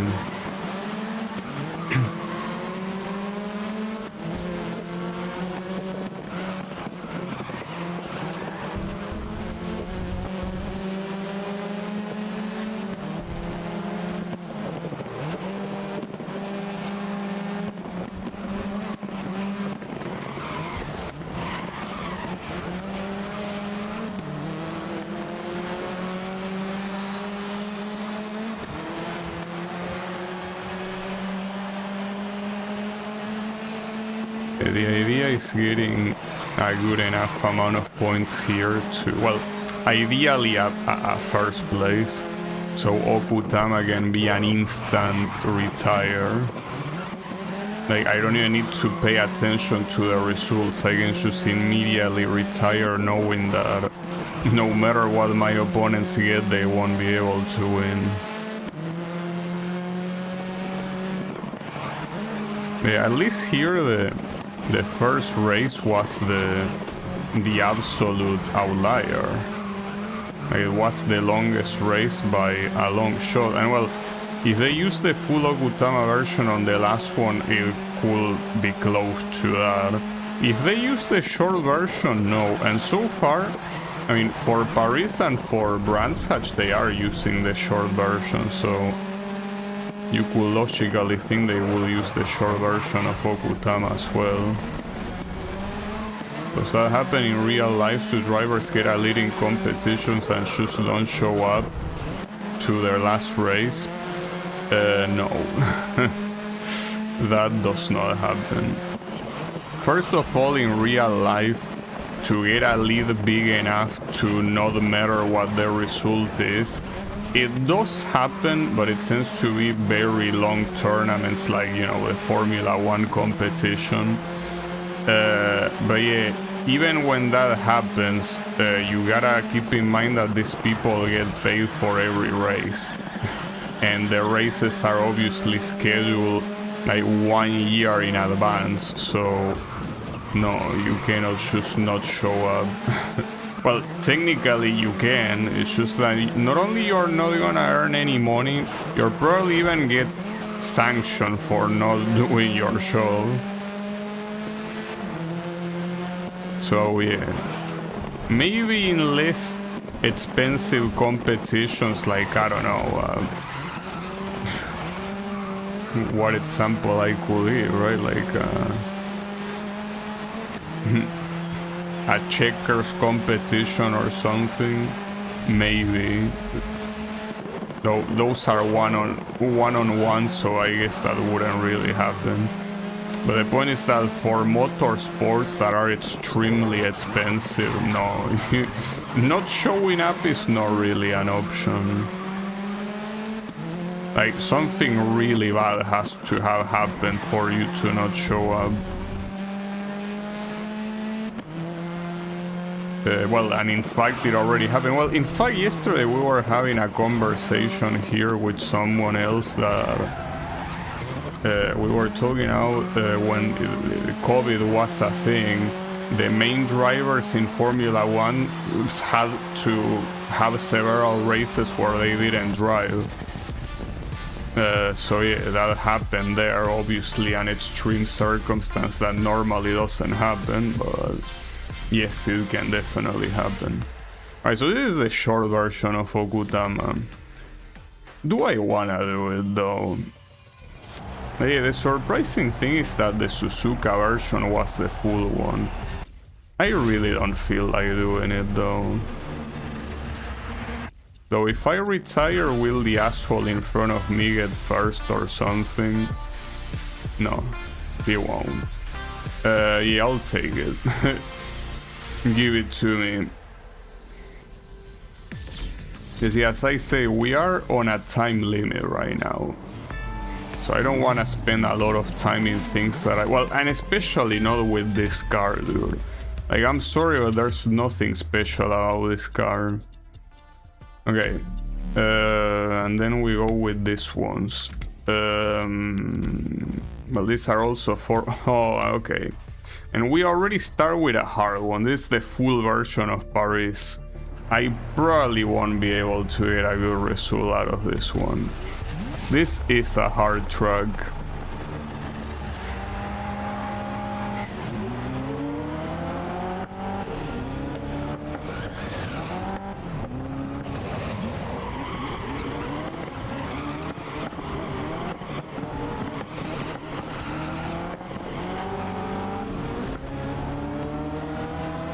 That was an impressive set of overtakes.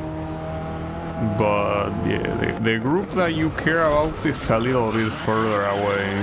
Well, further ahead, I guess.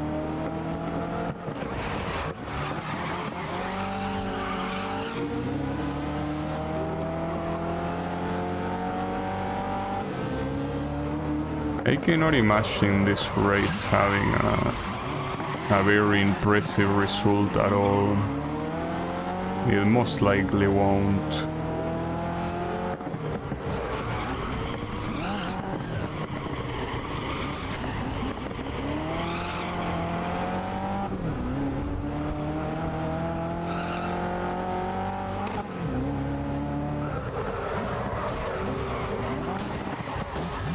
I know that also happens so often. I feel like the hitbox on that thing is not properly set, because that happens so many times and it feels like it shouldn't happen. Alright, let me do this one, whatever. I don't care. Wait, is this another touring car? What category is this? Yeah, isn't it?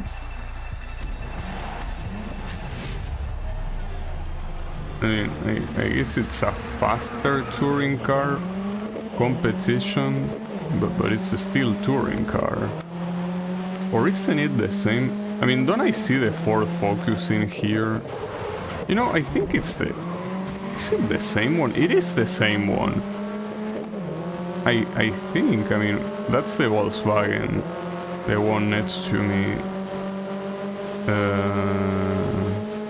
I'm not sure, actually. But let me see if I can spot the Ford Focus. Though, isn't it the one in front of me right there? Not the purple one, I mean the other one. I feel like it is.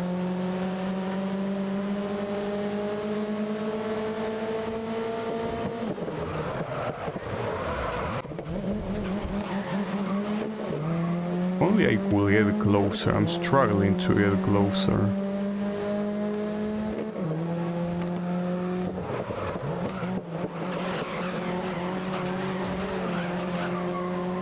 I mean, speed-wise, it feels like it's super similar. No, that's a Subaru.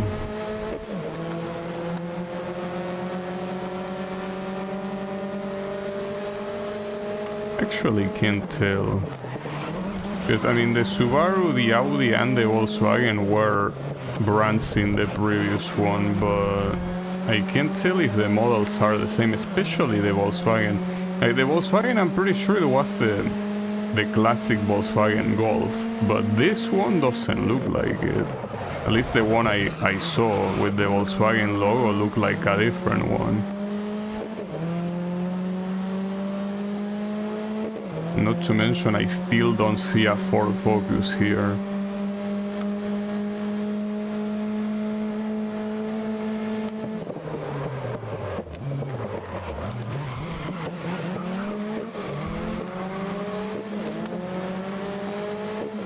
Yeah, I think the two cars in front of me are supposed to be the Volkswagen Golf, actually.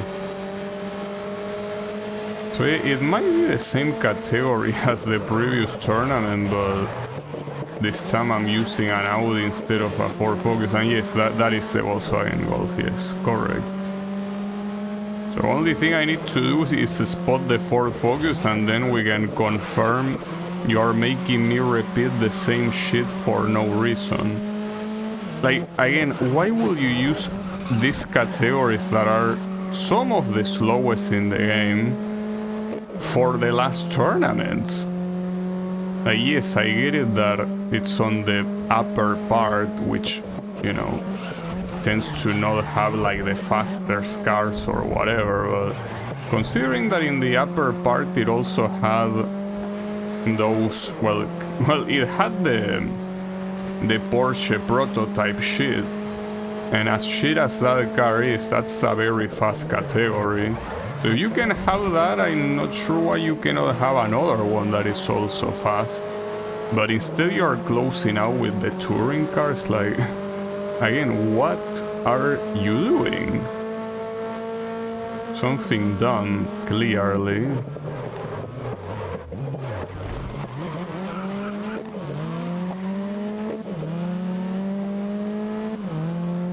The first place is so far away that I don't think I can know which car he's even driving.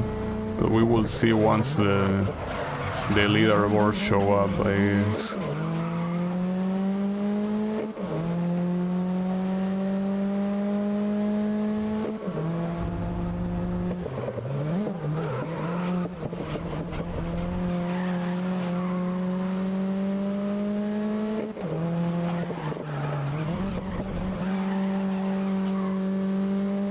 Yeah, I'm not even sure how he's going that fast.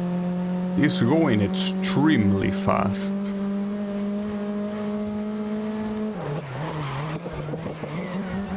You could say that before, the fact that I was kinda being blocked by other cars is what prevented me from reaching him, but right now there's nothing in front of me. Like, come on.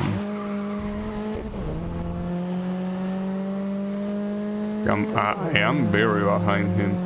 But with the fact that this is the final lap, I'm clearly not gonna reach him, but it's fine. I mean, who cares? Also, I think that might be a Ford Focus. Or, well, hard to tell, it's too far. Well, I was gonna say, and it's nighttime, but even if it wasn't nighttime, he's still too far for me to know exactly what model that is. So unless he has an accident, yeah, I'm not reaching him. I am getting closer to him, but yeah, not close enough to matter in one lap.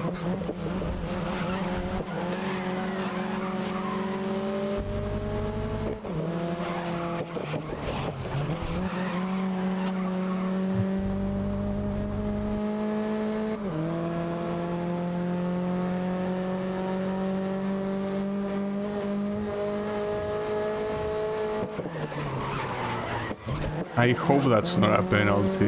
It wasn't, okay. Well, yeah, this guy is pretty fast. So what are you driving? It's another Volkswagen Golf. And yeah, the Ford Focus is one of the cars here. So these assholes are using the same category twice in a row. Just that they are making me pick a different car like it matter. It definitely doesn't. Now, the next race at Okutama is the sprint, so at least Okutama sprint is short. That's the only good thing about it. So I'm probably not gonna forfeit it just because of that. Okay. That was a lucky position to be in right there. Being able to avoid all of the traffic that easily. The question is, can you now pick up the pace to reach the other guys? After all, this is Barcelona, you know?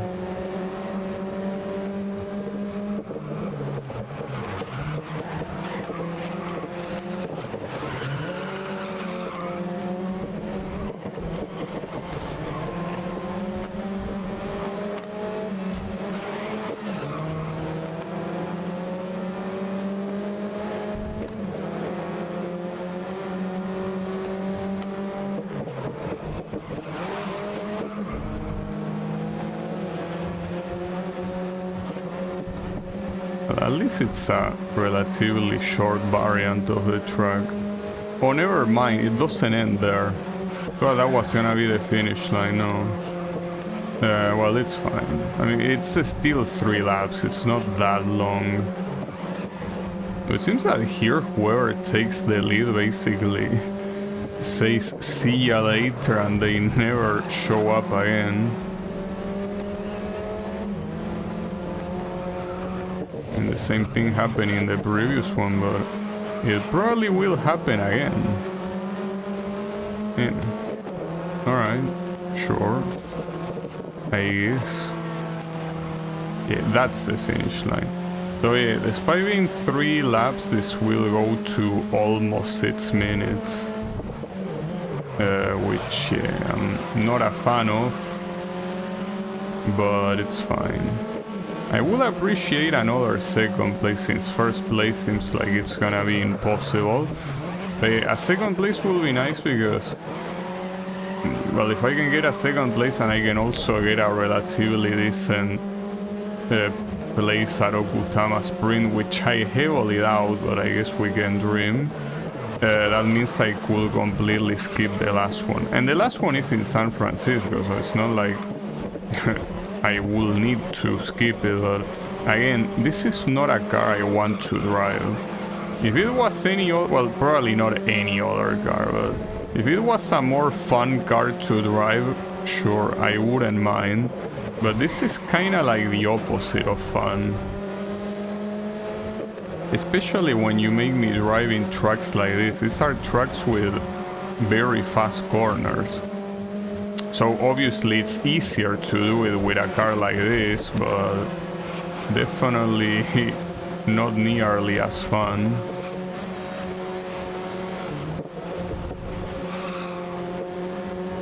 Not sure if I'm getting to the second place here. Especially if I do that.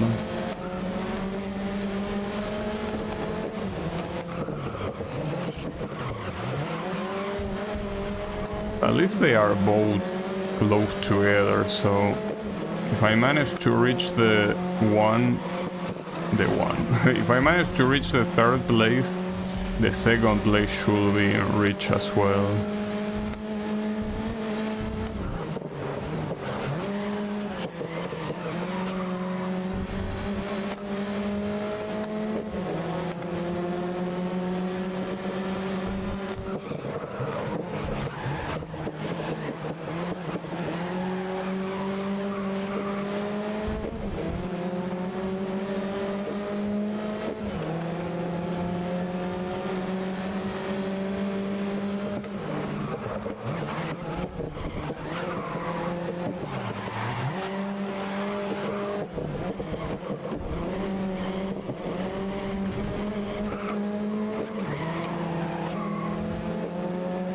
I definitely am getting third place, but yeah, now the gap between the third and the second has grown, and now it will probably grow even more with me here. I mean, third place is okay too, it's just that if I want to skip one of this, I really need to make sure I get a nice amount of points. Third place, I think it's 15. So it's, well, compared to 18, there's, oof, that sucks. Well, any chance to get second, now it's gone.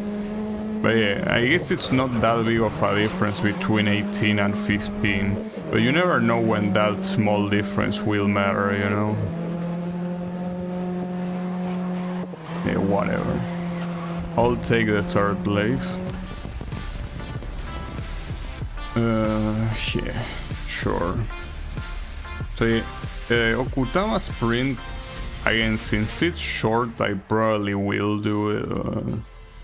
Yeah, it's not the full version, so it's gonna be even shorter than I expected. Like, this is probably like, what, 2.5 minutes of race? Maybe not even that. I think it's a 2-minute race.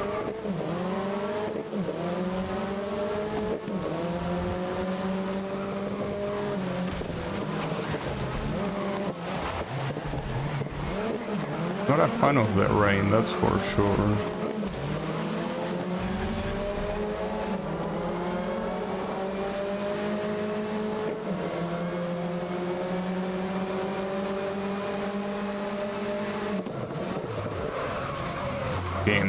And with the rain, these corners are even shittier than they normally are.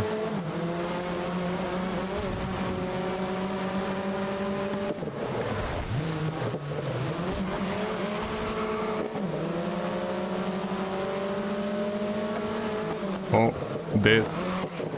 That's dead. That's big dead. Damn it, I didn't know where to go. Like, obviously now that I seen it, that if I went right I would have gotten so many positions, but like I couldn't see. Like it was either left or right. It was a gamble.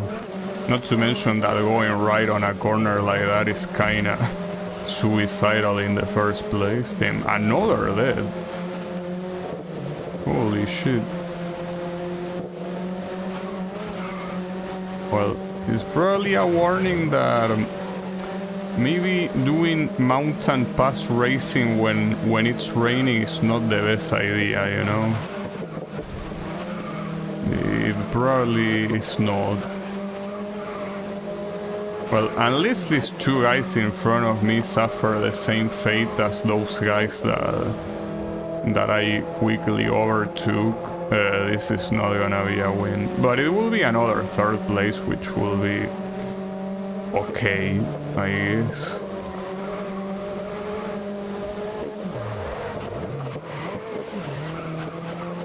So I actually was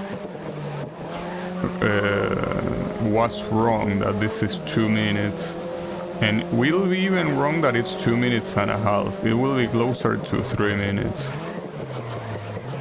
Just that I normally, well, in fact, was there even a single time in the whole game where we got cars as slow as this to race in Okutama Sprint? I feel like that wasn't the case. I feel like almost every car I use here were fast cars.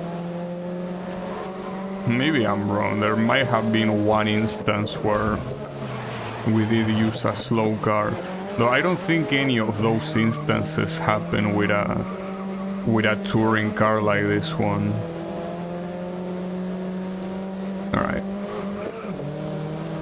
Yeah, that's another third place. The problem is that this point difference... Like, there are many contenders here that if they win the next one mean that I won't be able to win. Like, at least 3 of them. And I mean, normally they will never get into the top, but when you abandon, usually they do some weird shit where they do get into the top. I will try once though. Like, if it doesn't work, I guess I will do the race. Not like it's in a bad place anyway, so... Oh, that works, perfect. Again, I don't mind San Francisco at all, but we are on a timer here. We need to finish this today, so any corner, well, not literal corner, but any figurative corner I can cut, I will cut. Alright. So then you have yes with the hypercars. I could leave these 2 for last, since it seems like they will be the hardest ones. So this one starts with Suzuka Circuit. Sure, why not? I wanna use this Koenigsegg. Unfortunately it's in reverse. Surprisingly though, it's 3 laps. So what's the logic behind this? Like, why do you make it 3 laps with cars that are like twice as fast as the ones you make 4 laps with? In a tournament with the same amount of races, mind you. Like, what's the thought process for that? But no, you don't need to answer that, because I know there is no thought process. Also, I got 3rd extremely fast, but that's common. Like, this hypercars category is extremely unbalanced. If you pick anything that is not a Koenigsegg, you are just gonna fall behind. Very badly. But I'm not sure, like, I still have a hard time recognizing which one is the Ferrari fuck and which one was the Koenigsegg, well, the other Koenigsegg, that I don't even remember the name. I think these two are the Koenigsegg, though. The one that is not the Agera, whatever it's called, Chesco, I think, something like that.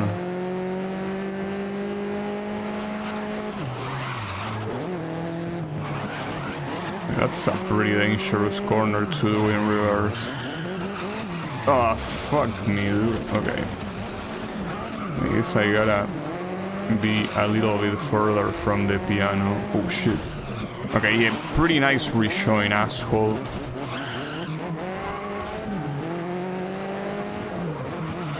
This is gonna be a less than ideal result, probably, but it's fine. There are enough races to do here anyways.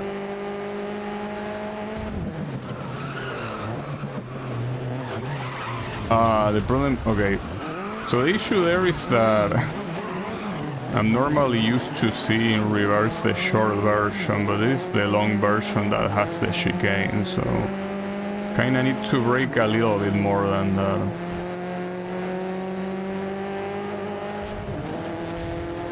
There goes my front cover. Disaster, yeah. I mean, this is what happens, and that's it.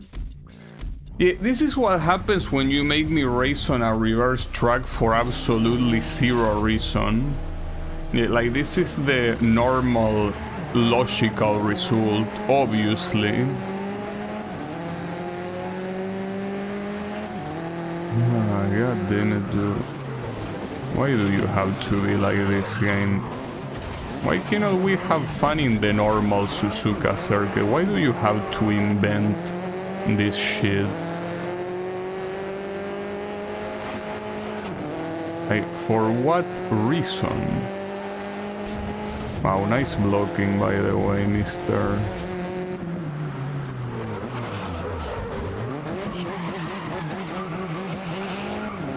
Alright, the issue now is that not having a guide in front of me essentially means that this is gonna be a disaster, yes.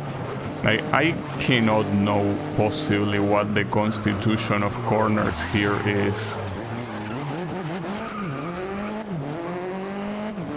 I can... The problem is that trying to think in reverse is so fucked up, you know? Like, it just doesn't work that way. Like, you cannot just think of the normal track and be like, oh yeah, this... the next corner is gonna be this one. And I have to do this. Does not work that way.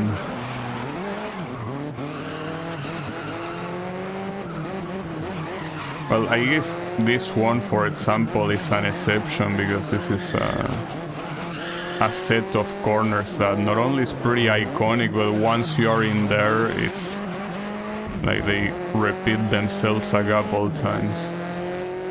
The next level is a mirror track.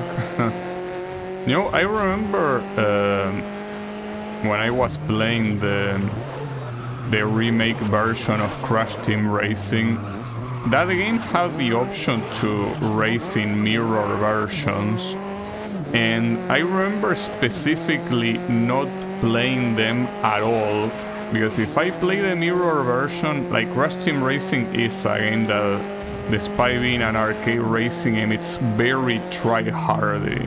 Like, being good at that game is hard. You need to you need to memorize the tracks. So I didn't want to play the mirror tracks to not fuck up my muscle memory. That game, even though it looks like, oh, it's just Mario Kart but with Crash characters, no, it isn't. It's a completely different thing. Mirror reverse track. It sounds about right.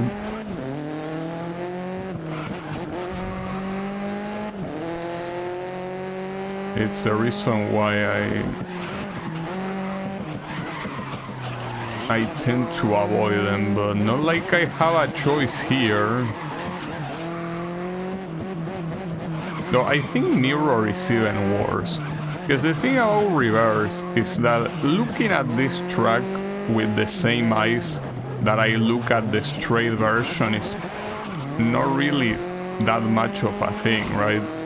Like, to me it feels like a completely different track, but the mirror one is like, it does look like the track you are used to, but everything is in the wrong place, so I feel like that one is even worse. Like, I feel like mirror like actively fucks your muscle memory, while reverse is just annoying, but you just think of it as a different track, you know? So actually, if you ask me, I'd rather take reverse than mirror. No doubt.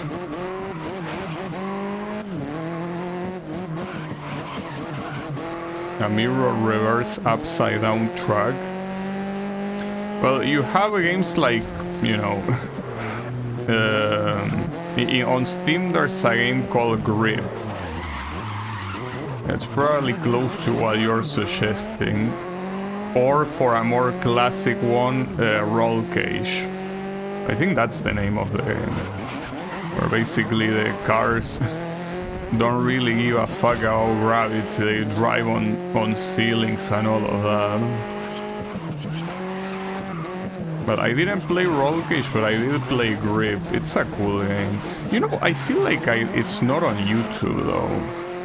It's one of those games that for whatever reason I never uploaded to YouTube. I think it's because back then I somehow still believe that the channel will be mainly a Danmaku channel, like shoot 'em up channel, but that ended up not being the case.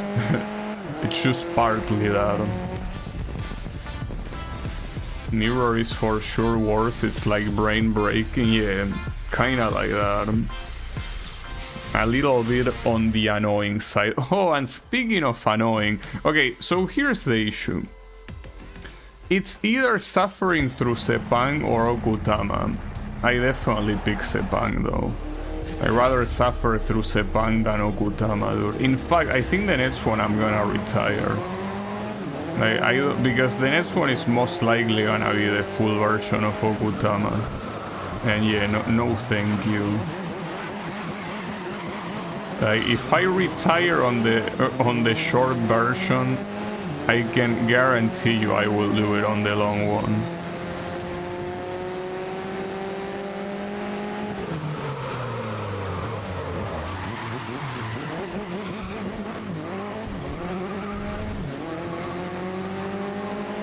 And the last one is Silverstone, which is whatever, really.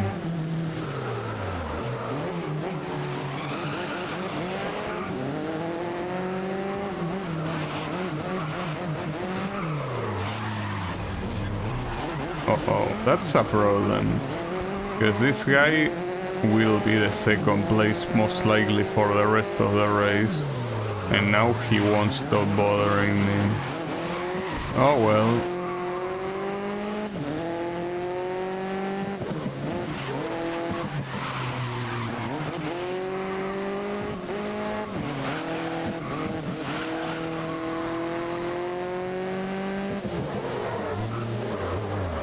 Yeah, like, I'm looking at the time again, and this will unfortunately go to a 4-hour stream.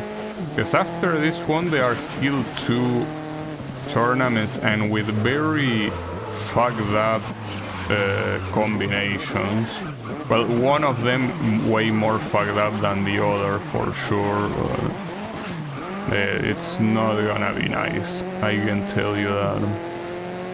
But and then there are the final events that are probably gonna be quite long on their own.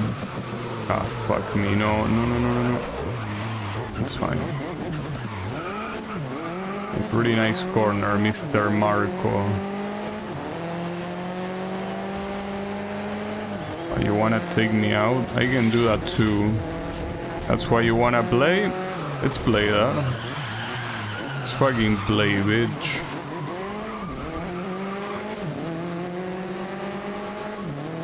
So yeah, stay there.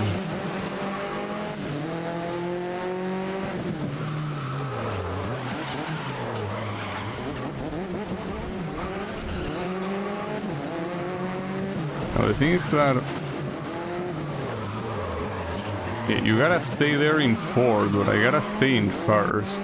That will be the ideal thing to do.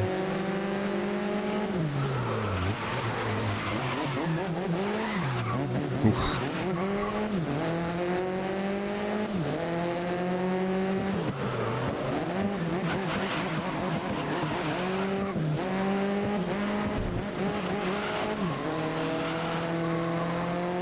Don't know what I think about it. Are the Raven West things single race? Because if they are not single race, that will be a problem. I will have to check after this, because if they are actual tournaments, I might not be able to do it even in 4 hours. That will be bad.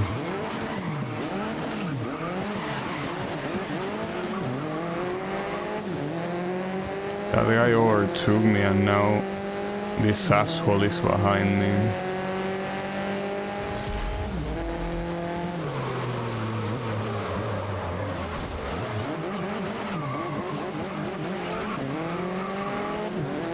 Not behind me anymore.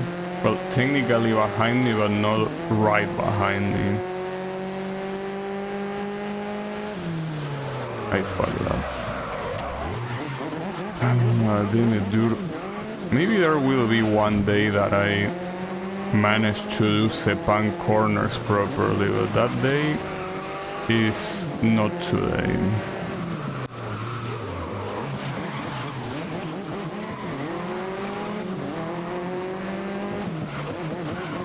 Well, and it's certainly not gonna happen when it's also raining, you know?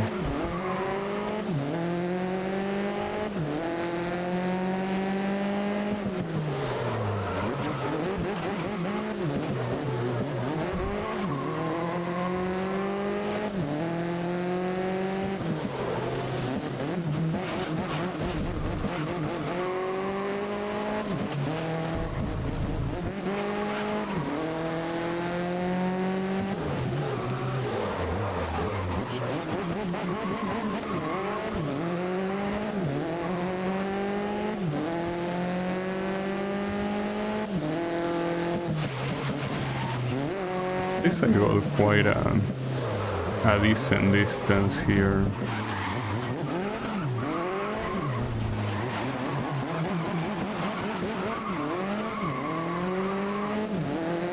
Okay. Well, so that's 2 wins. That's a huge score advantage. Yeah, for the next one I will simply... Because this is full Okutama, right? If it's the short version, yeah, it's the full version, yeah. That's gonna be an instant forfeit, I'm sorry, but I'm not well, and especially if it's raining, like, yeah. Nice combination you have there, amazing even. Yeah, no thank you. Alright, so that's still fine in terms of points. Yeah. Well, there is the possibility that I could forfeit the next one, but nah, I think it's a bad idea. Like, just forfeiting 1, it's fine. Forfeiting 2 is a little bit too much. Have you played Drive Club? Yeah, I did. If you search for Drive Club on my channel, you will find it. Well, I even have a playlist with the... I think it's 9 videos of the playthrough. Yeah, well, I played it also when it released. I was able to thankfully play it afterwards. Not that long ago, I think I played that probably a year ago, maybe less than that. It's right there. I really like Drive Club. It's a very good game, and for a while, since it was retired from the store, and I didn't have it like downloaded, like PlayStation Network didn't let me download it. So eventually enough time passed, and somehow I was able to download it again, and I played it. But it's probably one of the prettiest console racing games. Shame that it's locked at 30 frames per second, but I saw some clips, it looks pretty, yeah. At least back when it released, it certainly was the prettiest racing game available. And nowadays, if you can look past the 30 frames per second, which I should say that they were already unacceptable back then, but if you can look past that, I think it still looks pretty good even today. As I say, it's one of the best looking racing games. It's impossible to purchase, that's the problem, since the company that made it, Evolution Studios, went bankrupt, and basically any products of them were taken out from PlayStation Store. So yeah, you can no longer purchase it, but I mean, PS4 emulation went a long way, so maybe you can emulate it.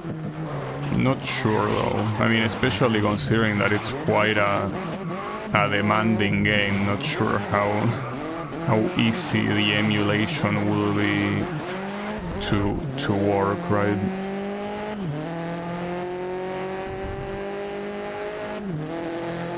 Okay, that's fine. I thankfully don't need to emulate it. I mean, so long as my PS4 doesn't die. But then again, I think that with that replay that I did when I streamed it, I'm sure I could play some random races for whatever reason, but like, once you beat every event in the campaign, it's not like there's much to do, you know? Since the online obviously doesn't work either. Like, the only thing you can do is like random free races, but it's like not something that I find very attractive as an idea. Usually when I play a game, mostly on stream, but I guess off stream is also the case. Like, I always want to have an objective, and doing free play races is like there is no objective. Obviously you do whatever you want, but it's like what I want is playing something with an objective, and just doing random races is not really an objective. You could put your own objective, like, I don't know, do a race in every track with this car or with whatever, right? But I usually prefer if the events are, you know, prepared by the game, which is the reason also why in games like this I tend to go all the way. Because since the events are there, I want to play them, you know?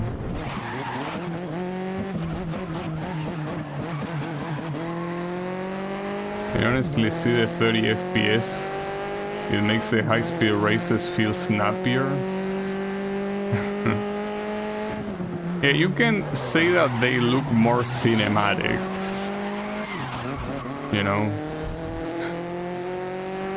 The irony of low frame rate is that it does kinda make things look more cinematic, but it's a game that will most likely look infinitely better if you could, you know, actually play it at a decent frame rate.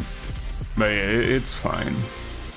It probably feels horrible to play. Not really. Because it's not really, like, unlike this game that is a simcade,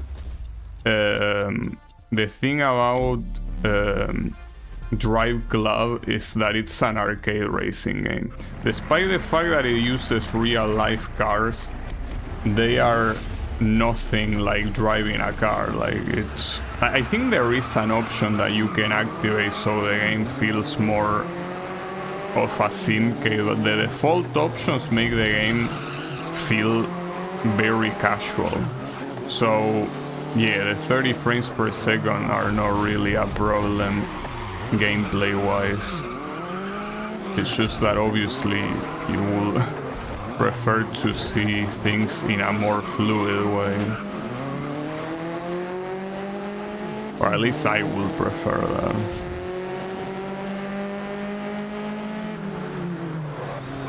It's fine. For what it is indeed a very pretty and very well done game. It really is a shame that it pretty much killed the... Ah, fuck me, dude. Pretty much killed the company. Yeah, we are back at driving butter. Unfortunately, I can no longer avoid it, you know? Like, I need to confront this piece of shit no matter what. At least it seems, or maybe it's just my impression and it's not actually what's going on, but it seems that the AI is driving this quite slower than they could. I feel like they could do this way faster and they are not doing it. So that's good.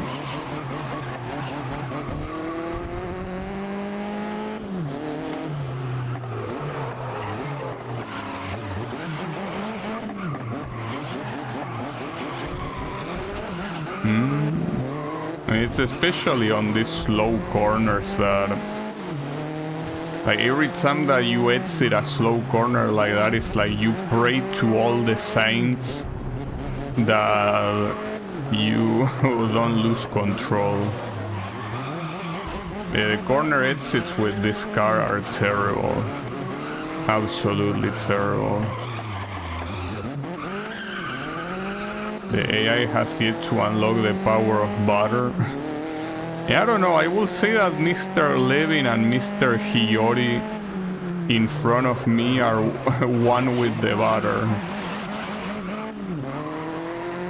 Honestly, they are doing pretty well.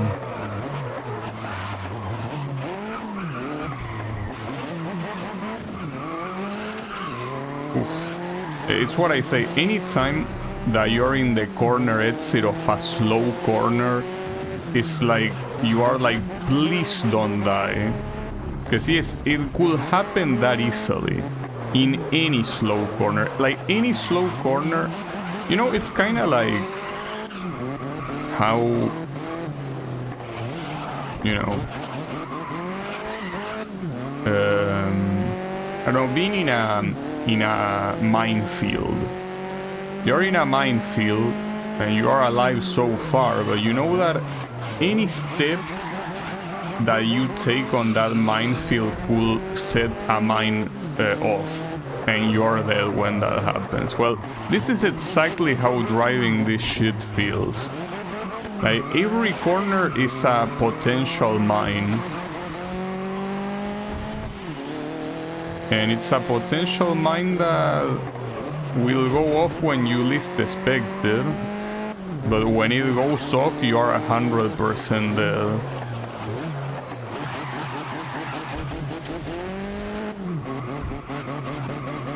It is what it is.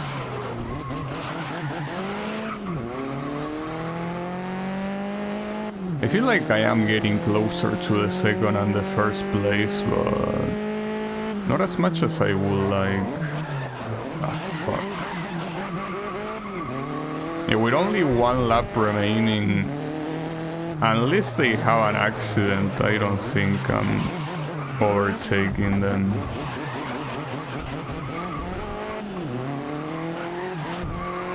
Yeah, most likely not.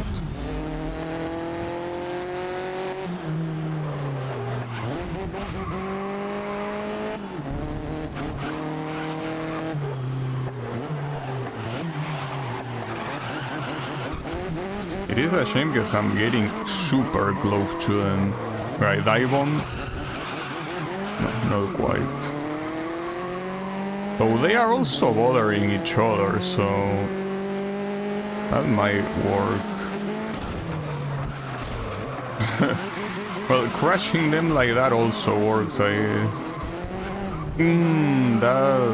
That piano almost cost my death. Okay, yeah, a couple of dive bombs afterwards and I'm first. Nice, good shit.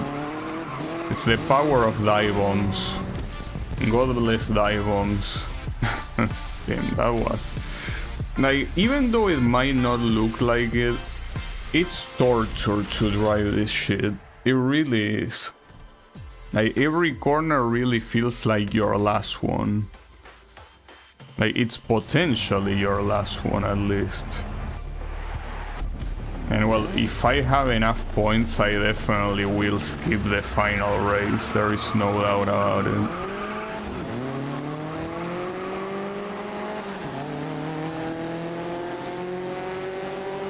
I don't mind doing Indianapolis here. If anything, Sydney is probably more of a pain in the ass.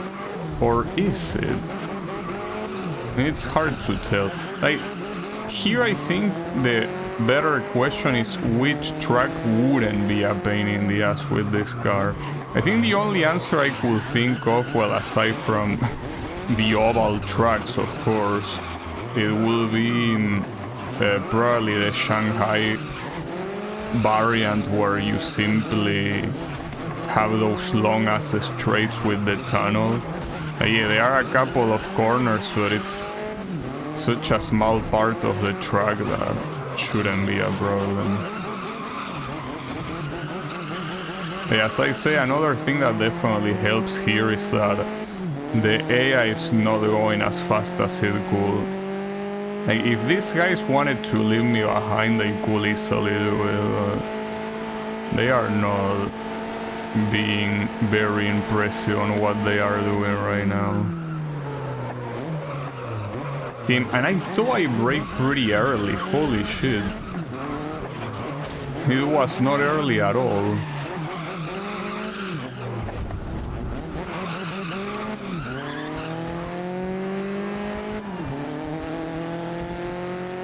Hopefully after this race I can forfeit the next one.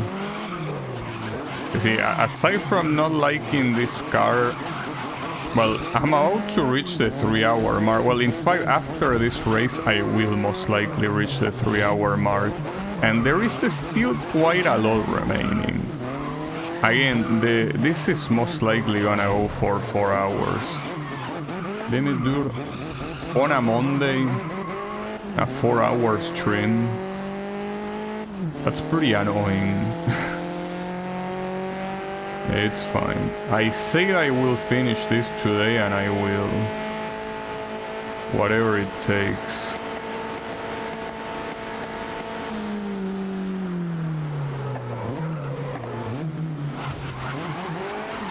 Oh, really?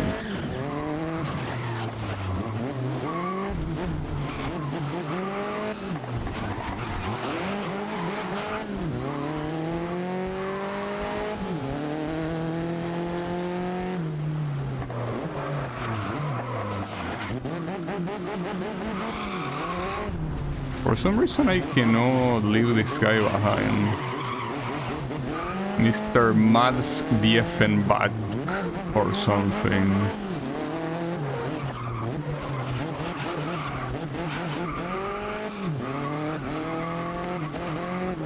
Don't know where that name is from. Sounds Sherman, but will be either Sherman or Austrian, right? Something like that. Maybe neither, I don't know. Not a super expert in name origin.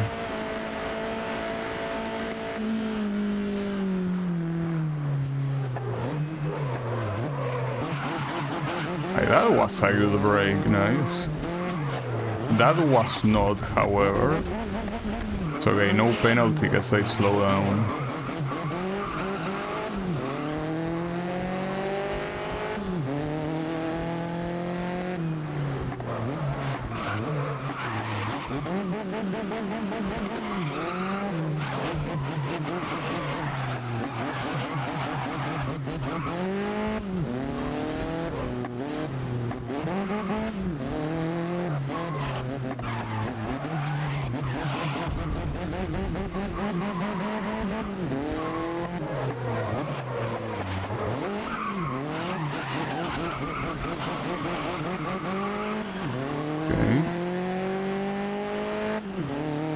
I really have to, you know, take so much care of every single corner, dude. Really messed up.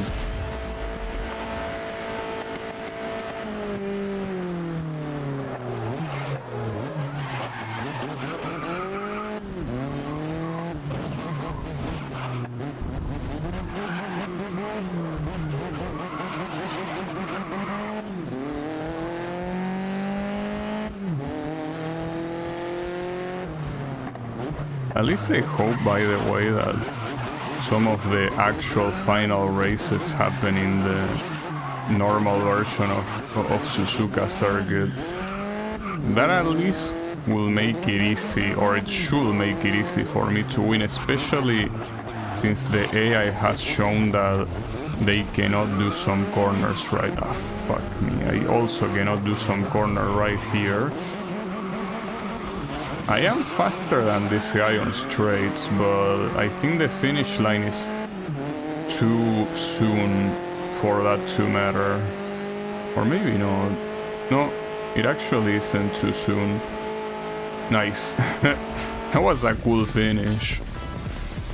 It's a cool finish only because I suck. And judging by the points these guys have, I can actually forfeit the final race without a problem. Like, I'm guaranteed to win no matter what happens. So I will. Not because I have anything against this track. I do have many things against this car though, but no. It's just because of the time. We are short on time. We need to make sure that I can do this. I mean, I'm almost at the 3-hour mark and there is still quite some stuff. I just hope that the final things are not... Okay, these are regular races, like single regular races, so the only multi-race thing is this one. So the problem is that the first race is already hard. I want to believe the other ones though, like one in Havana, then Indianapolis, and then Red Bull Ring, those shouldn't be that hard, but this one seems like it will be immensely hard. Or at least, well, to be fair, in the last attempt I crashed against a wall and immediately quit. So it's not like it was really a serious attempt, I guess. But it is still an annoying track no matter what.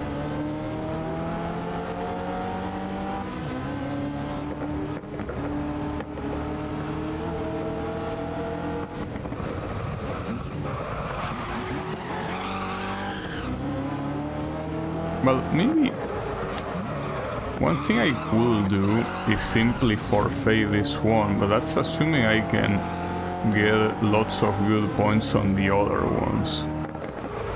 But I feel like it might end up being the best strategy. Because even if I don't crash to the point I need to restart or retire, the issue here is that the amount of points I'm gonna get is probably gonna be pretty small, to the point that it's not even worth it. We will see though. It's 3 laps also, so it shouldn't be that long. Well, this particular variant of this track, I think it's like 2 minutes long. Or yeah, it is 2 minutes long, yeah, definitely.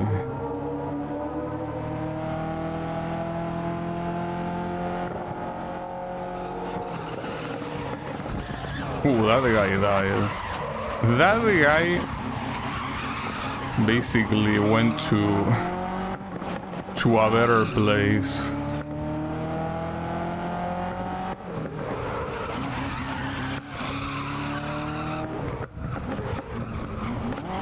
It's actually a little bit longer than 2 minutes. No, it's 2 minutes. It's just that the first lap, obviously, you have the standing start, so makes it look like it's longer, but no, it's essentially 2 minutes.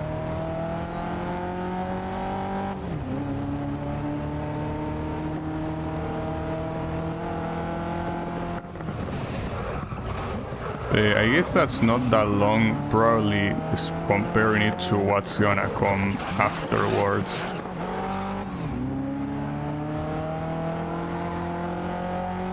Or maybe, I don't know, whatever. This race has at least the potential of me getting second place. I think first I can easily forget about that. It is truly a second place, without a doubt.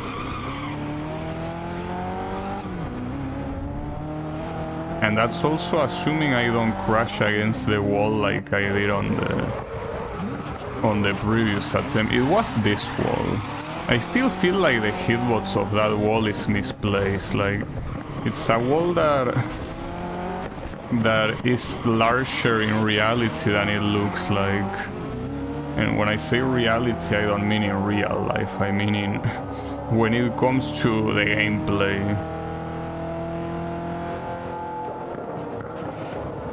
Ooh, that almost fucked me up too. That's an extremely dangerous chicane too. Because you're kinda expected to do it at full speed, but you do one wrong movement and it's instant death. So yeah, really scared of that chicane. And yes, the guys behind you will expect you to do it at full speed, so you cannot really take it easy.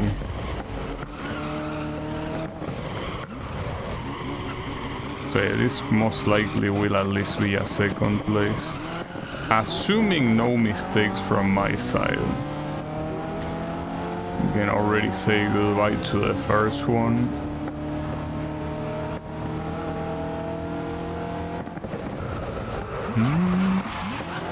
And so many of these corners really look so dangerous. Even when I do them well, I feel like I'm so close to dying every time. And this is not a bad car, by the way. Like, this car might not have amazing handling, but it handles pretty well. But every time I just feel like I'm close to dying.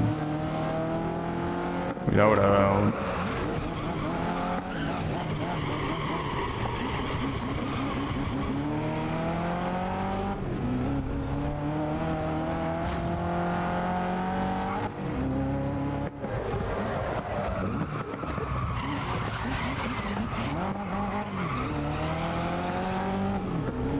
First place apparently hit that wall pretty hard, kinda like I did right there.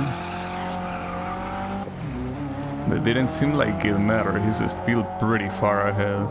Well, it's a she, it's Lucia. So yeah. Uh-oh, oof, man, that chicane, dude. That chicane, I think it's the closest this game can get to a horror game. That chicane is the stuff of nightmares.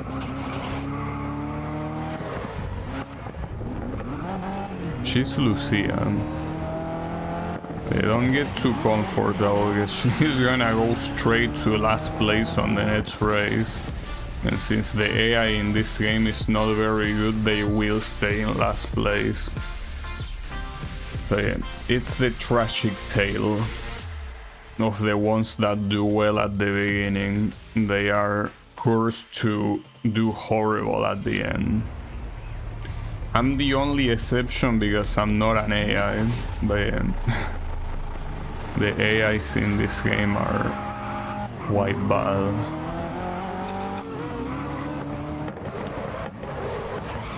At least quite bad at overtaking. Them doing hot laps is not that bad. Like, they can kinda hold their own in most tracks, but whenever they attempt to overtake, they suck so fucking much, it's crazy. Wow, nice. That was kind of like a slap. This guy should slap me.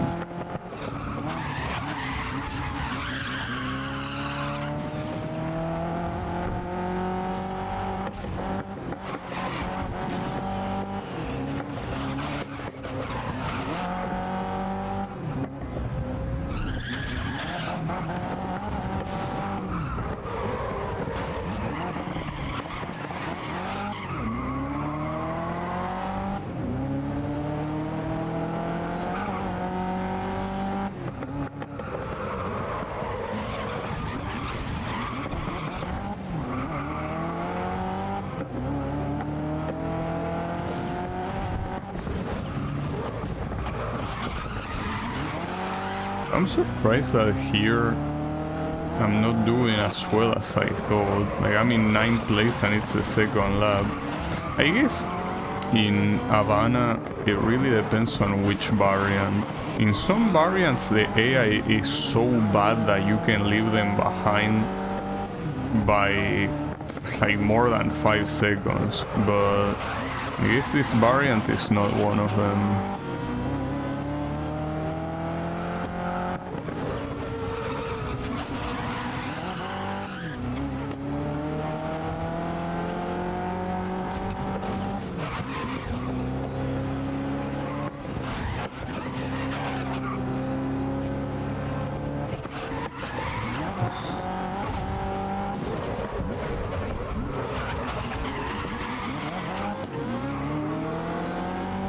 Also, this is it's the first place group, so I guess winning this one shouldn't be a problem.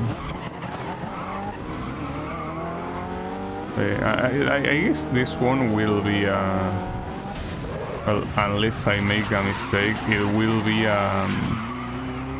one of those races where actually goes to the second. Like I overtake at the very last. Maybe not though. If I had to take a better guess, I will say I get first before the end of this lap. In which case it will be quite far from being last second, you know? Though with that mistake I should sit there, it might actually go to the final second after all. We will see.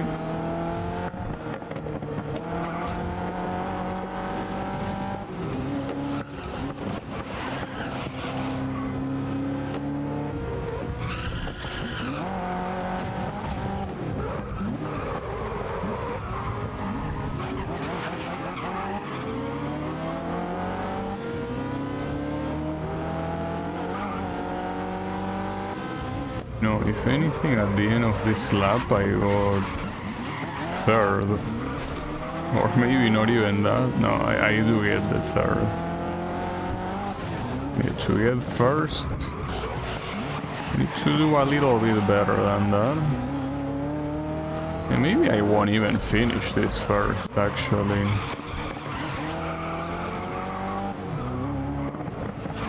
I guess it all depends on how well these guys block me.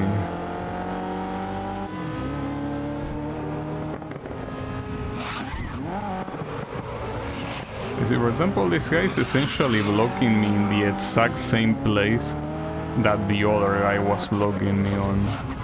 Pretty fucked up. Like, they are blocking me in the perfect places so I cannot overtake them. Fucking shitheads. At most this will be a second place, just like the previous one.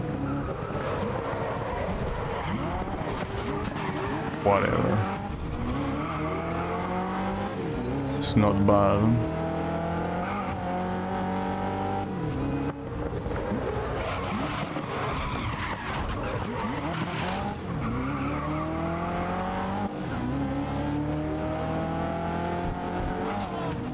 Yeah, it's essentially a second.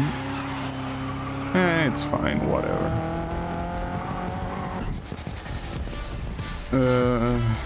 The next race is Indianapolis, right?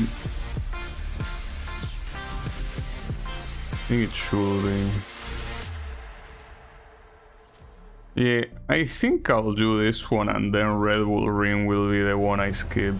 Well, and then the problem is there are 5 races remaining, and that doesn't sound like that much, but the thing is that those 5 races I need to win, and some of them are probably gonna be very long. Especially the last one. I think that the last one they make it especially longer than the rest, so yeah.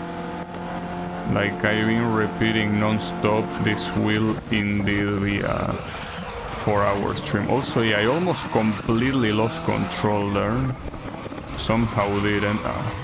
That was my teammate, by the way. Actually, might as well retire this one. I can win the next one or something. I mean, the next one is in Red Bull Ring, like whatever, right? It's 4 laps in Red Bull Ring, and it's not raining, and it's not the reverse version either, so I'll take it. I do think that the AI is stronger in Red Bull Ring than it is in Indianapolis, but whatever. As long as I finish the race, there is no doubt that I will win. Oh, that wasn't a penalty or an invalidation of the lap time. Well, pretty nice, pretty nonsensical as well. Okay, I'll take it.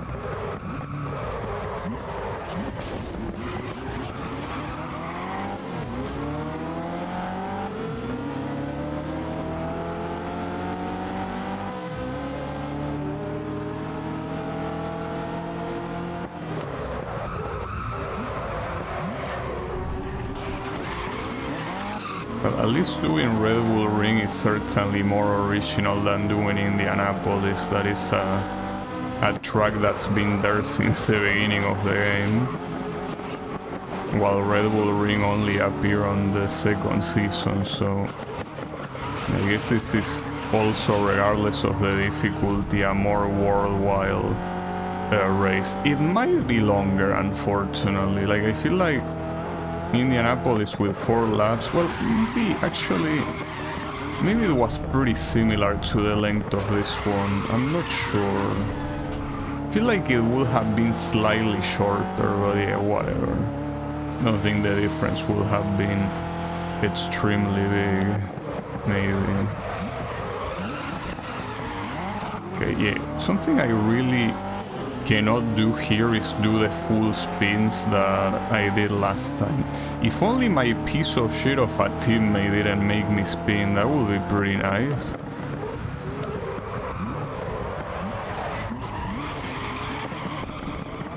That's what you deserve.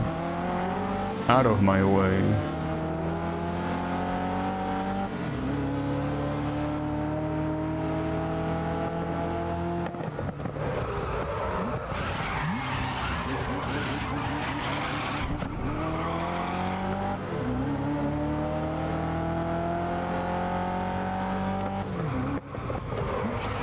Now, I do wonder if for any of the single races that are remaining, if I will need to do a quali.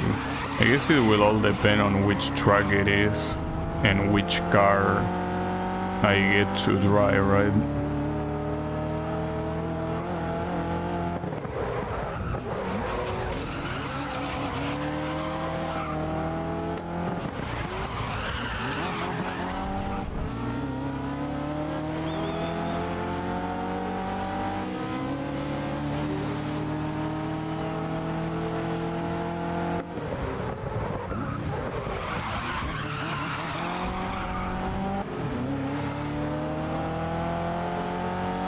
It's fine.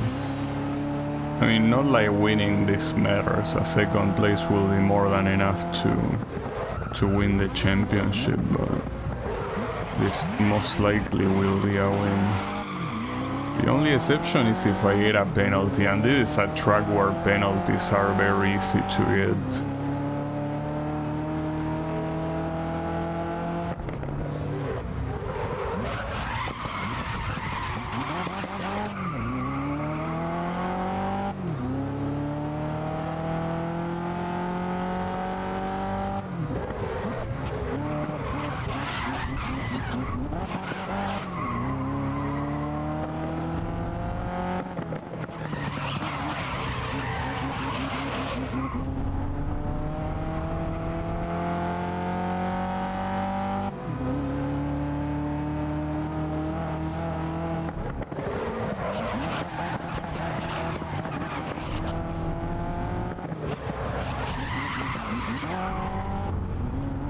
Though, this guy, I don't think I'm really gaining on him.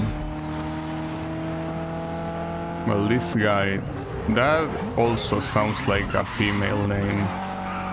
Well, in fact, wasn't Freya supposed to be a goddess or something? I think.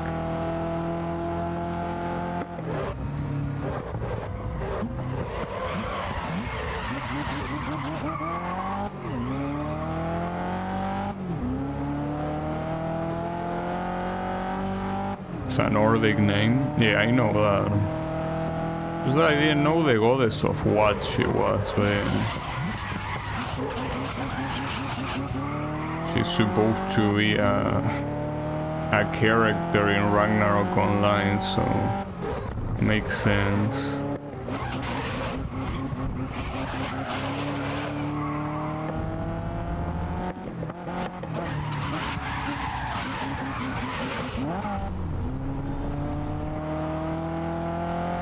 Very interesting to have like a person being named Freya. It's like having someone being named Odin or Zeus, right? Pretty funny. Alright. Yeah, we got it. So this is still gonna take too long, dude. But it's fine, don't worry about it.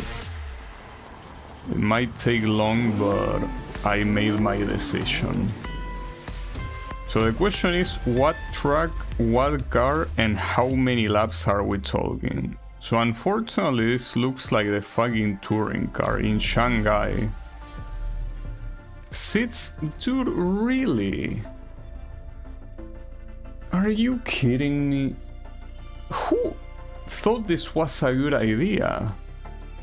Like, why do you fucking use the touring cars specifically in this track? You know that this is a track where the whole point is going fast?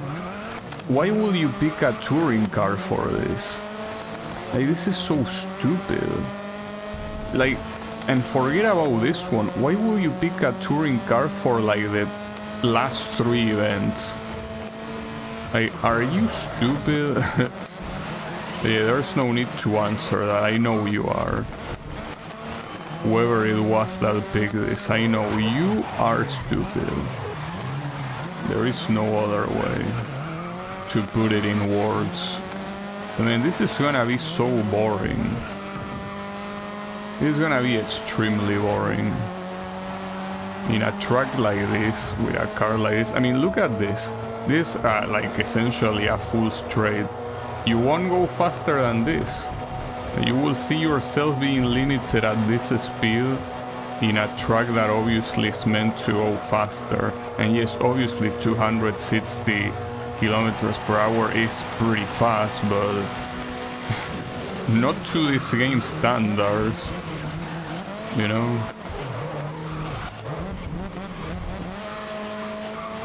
It's like they really wanted me to use every touring car in the game.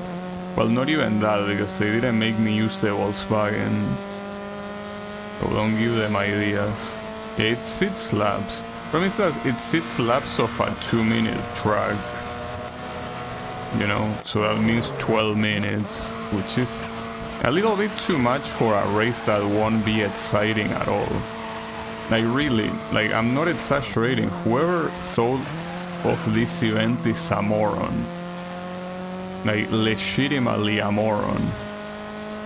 Like, I cannot imagine a worse combination than this. Well, I can probably imagine a worse combination, but like a super fast speed track with a slow category and 6 laps of it. Like, what are you doing? And also raining, as if the rain made any difference here. As if that made this any harder or easier or whatever. Well, it's not gonna make it easier, of course. It's just so stupid. I really hope that all of the remaining events are with hypercars, and they should be. Like, the one on the bottom, I know it's with hypercars, But the three that are at the top, I really wish they are all hypercars too. Wish every race had rain. Well, in this one I don't mind it because, as I said, rain is so irrelevant for a combination like this. Like, completely irrelevant. Like, yes, some corners you will do them slightly slower, but who cares? Like, you will clearly be ahead of the opponents, and on the straights the rain does not matter at all. Like, yes, if it was real life, obviously it will matter, but this is not real life. So it's not like you have like you run the risk of losing control of your car when going full speed on a straight because of the rain. Like, no, that doesn't happen. Like, I could take my finger off the analog in a straight and it's not gonna go anywhere. It's just gonna keep going straight. So what I call straights in this track are not literal. Like, they have a corner, it's just that they are corners you can do at full speed, so I consider those to be the same as straights, you know. But yeah, here I have my fingers off the controller and you just keep going forward. You know. Well, not here obviously, but that's because they are corners. If there weren't corners, I could just not touch anything and it wouldn't lose control or anything. Yeah, I just want you to know, to whoever thought that this event was a good idea, that you are a fucking moron. And I will repeat it as many times as it's necessary. You are a moron. Idiot. Any insult that can come into my mind, that's what you are. To come up with this shit, dude.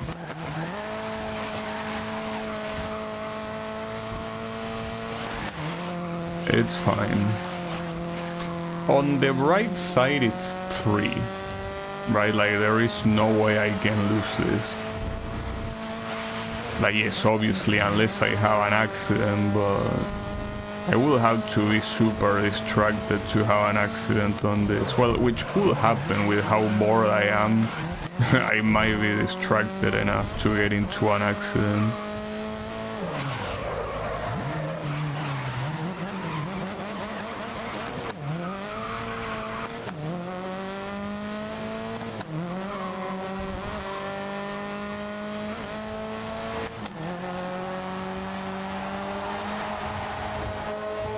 Imagine having to redo all 6 laps. Yeah, that will be the worst. That will be genuinely disgusting.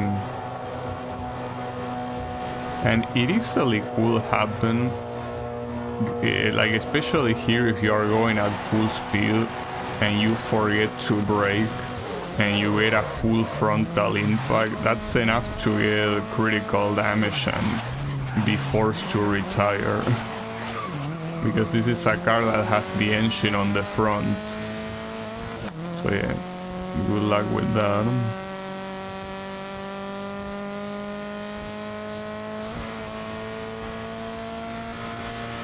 But, you know, it's fine.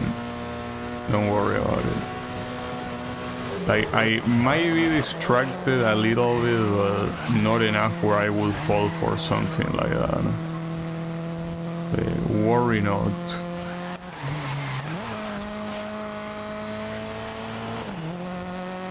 But yeah, let's just please pray that the 4 remaining races are all with hypercars. Like, let's just, you know, manifest that wish. And if it's not with hypercars, with something equal to that. Like, I don't know, make it hypercars, you know? Manifesting that for you. Thanks. But man, this race is so fucking boring, dude. It's insane. Like, it's legitimately the worst race of the DLC. Not the hardest one, of course. Like, we already seen that Porsche Abomination probably is the hardest event of the DLC, but this one is the worst, as the most boring, the most pointless. Like the one that if it didn't exist, it will make things better. That's what this one is. You know?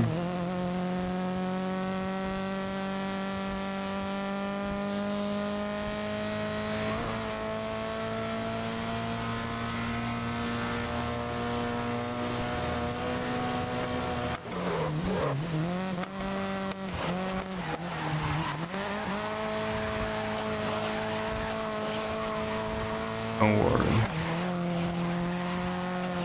The pain will go away in one more lap.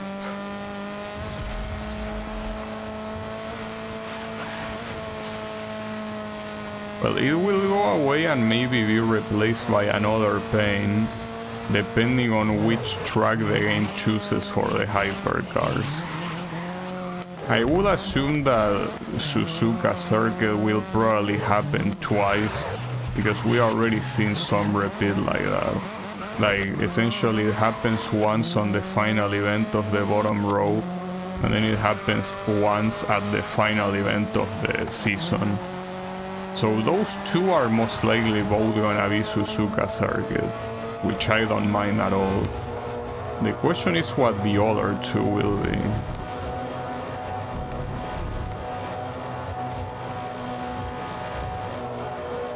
Though, I hope that one of them is not Suzuka Reverse, because it could easily be that.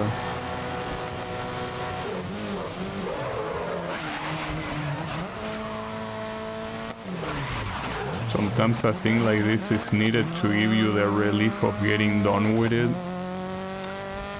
Yeah, well, I mean, not to sound vulgar, but I could take a shit and get the same result. So I don't think that makes this event look worse than, I mean, look better than it is. You know? So yeah, sorry, but no, this event is the worst of the worst. I want it out of my memory. I want it gone. Like, I want to close my eyes and pretend it didn't happen. Alright. So yeah, I got first place. Yeah, let's celebrate. Let's celebrate that waste of 10 minutes I'm not getting back. Alright, so then you have, yeah, as expected, hypercars in Suzuka. Alright. But which Suzuka? Okay, it's the normal version. Them 6 laps though. That's pretty long. And also with rain, which I don't think it's that relevant, but 6 laps is very long, unfortunately. It's fine. At least it's Suzuka Circuit. I basically overtake all 3 of them on this first corner, and then, assuming I don't fuck up, they never again get the chance to be in close to me. Pretty much.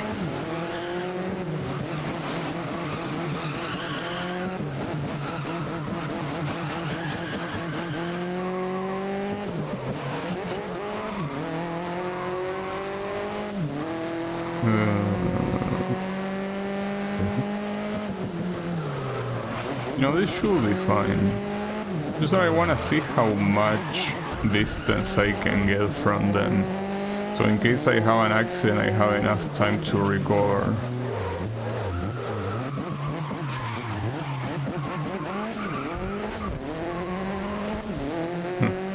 It is a car that sounds nice. Yeah, that's because it's supposed to be one of the fastest cars in the game.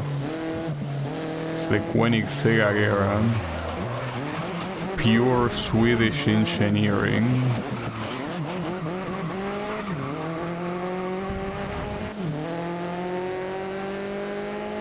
If there's any car that is meant for millionaires, it's this one.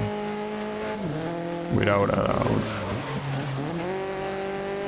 doubt. So this seems like it will also be more or less a 2-minute race.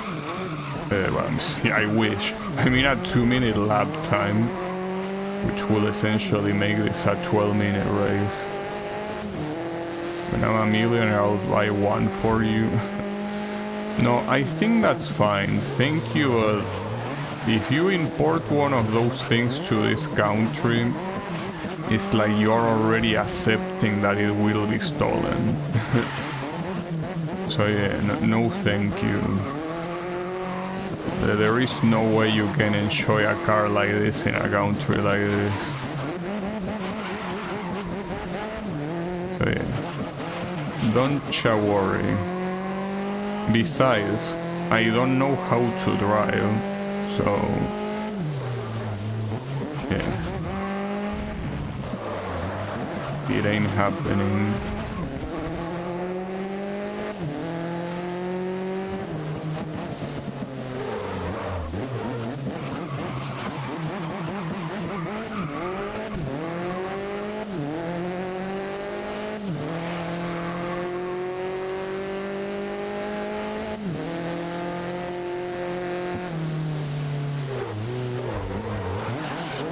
I think I should be fine here. It's not an amazing distance, but I really doubt these guys can get much closer. They're driving well enough. Yeah, I'm sure that being good with a gamepad is gonna be enough. Okay. Yeah, forget about driving well enough. But yeah, no, I think that there is quite a difference between grabbing a gamepad and grabbing a racing wheel, I think. Not to mention that, you know, you actually need some arm strength to, well, especially if your idea is to drive a monstrosity like this. You definitely need some arm strength to make sure it doesn't go out of control. And that's something I can tell you I don't have. Well, I don't have strength anywhere, really. But yeah, arm strength is not gonna happen. Definitely not.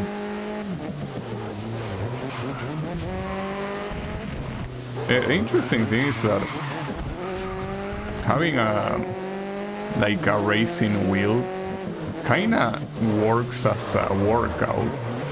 You can kinda work out with a racing wheel, your arms, that is. Not that you're gonna work out your, you know, abdomen or whatever.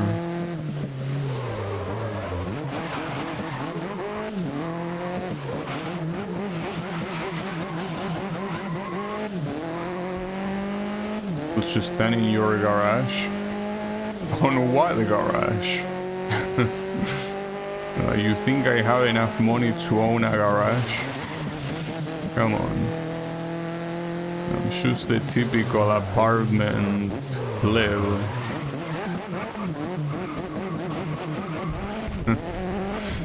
A garage. Yeah, sure.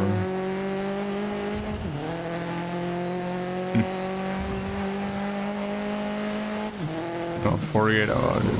Anything related to a house, I don't own it. So yeah, don't worry. In fact, I'm pretty sure the apartment I'm currently living at is probably as big as a garage. Well, depending on which garage I use. Probably a little bigger than that, but yeah. I'll get you a garage too. Sure. Surely. Okay. Let's So problem here is, where am I gonna get the time I need to not make this go past 4 hours? Because that's definitely what's gonna happen right now. I want to believe that the next 2 races are not gonna be that long, but the final race will probably be even longer than this one, which is the part I'm not very fond of. So yeah, that's an issue. At least differently from the previous track. I think it's always a joy to drive in Suzuka circuit, especially when you use a car that is actually fast. Yeah.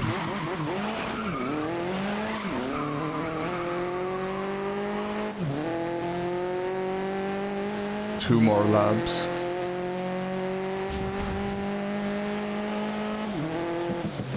Well, in reality, at least it won't be 12 minutes, it will be more like 10 minutes, which is still a lot for a single race, but whatever. I just hope the last one is not much longer, even though it probably will.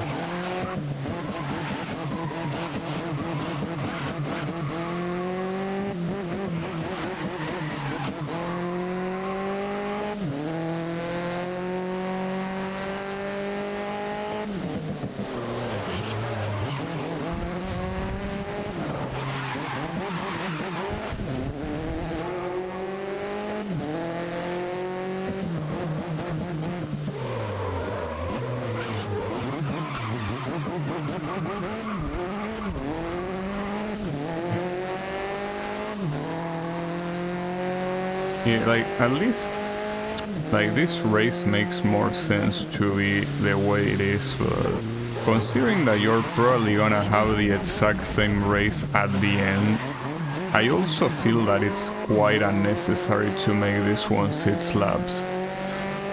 You could have made this 4 laps. Well, in this particular case, since it's a face-off and there's only 3 more opponents, like, I could, like, the result wouldn't have changed even if this was 2 laps. But, well, or if it was a single lap for that matter. I think that at least, like, I wouldn't have made it 6. Like, 6 seems like way too much. And the most likely thing is that the final race will be 8 laps of this. So yeah, I don't think it's the greatest idea. I think the devs disagree with that.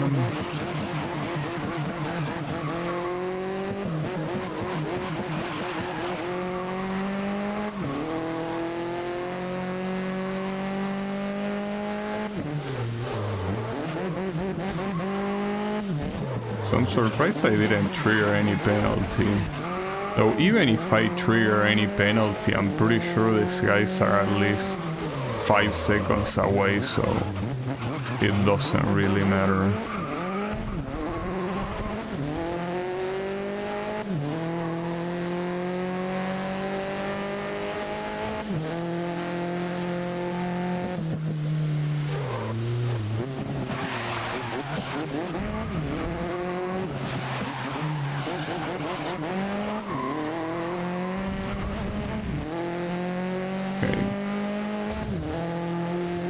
That was pretty good, at least.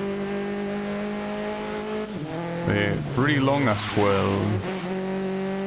Would be nice if it was only good and not long, but I guess it was both good and long. Anyways, let's just be done with it. And let's move on to what hopefully are not so long races. But yeah, I don't know. They probably will be long. Let's see. Let's see what they are. Again, I hope the next 2 are not long, because the 3rd one will be long. So this one is in Sepang, really? How many? Okay, 4 laps in Sepang, yeah, whatever, sure. It's not that bad, I guess. But yeah, the first and the second at least will be shorter than the final one. Oh, and these are supposed to be the one where the Raven West guys show up. The Raven West showers show up, because here they are not important whatsoever. What car are they driving? Oh, the Koenigsegg. Yeah, they are driving the... Well, it makes sense. It's very clearly the best car in the selection.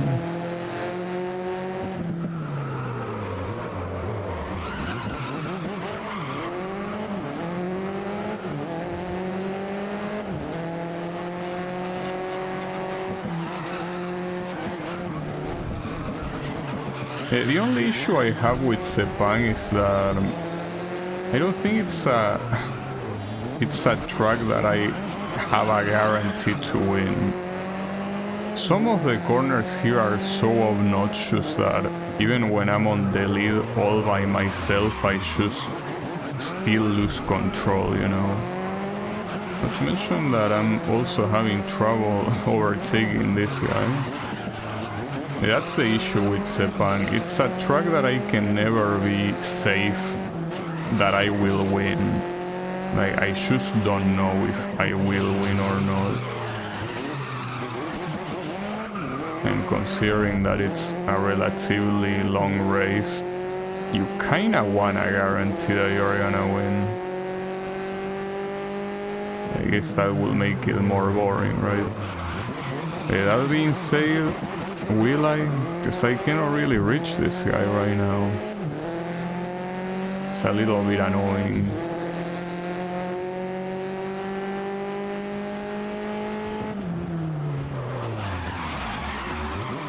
Though I did see him go off track once, so if he has another mistake like that, maybe. But it's not looking like it right now. It's pretty clear that we are leaving everyone behind, though. That was an interesting drift.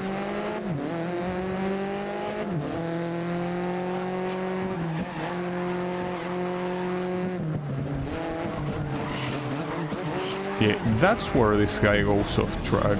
Oh shit, and I killed him. No, never mind, I unfortunately didn't. That's a problem. Like, having this guy as an nemesis. Why does it have to be that way? I mean, I could have avoided him, but the issue is that these guys, anytime they go off track, they have the worst rejoins in history. Like, they just rejoin in the shittiest way possible, so I try not to hit them, but I can't. And obviously it's not my fault that I hit them, that's 100% their fault. But now the issue is that I will have to keep the lead against a guy that will constantly try to kill me. So this is a problem no matter how you look at it. But yeah, I already been in this situation multiple times before, so what difference does it make to have another one? Well, it actually does make a difference, considering that right now I don't really want a second attempt at this. I want to get this on the first attempt, you know? So I will say it does make a difference.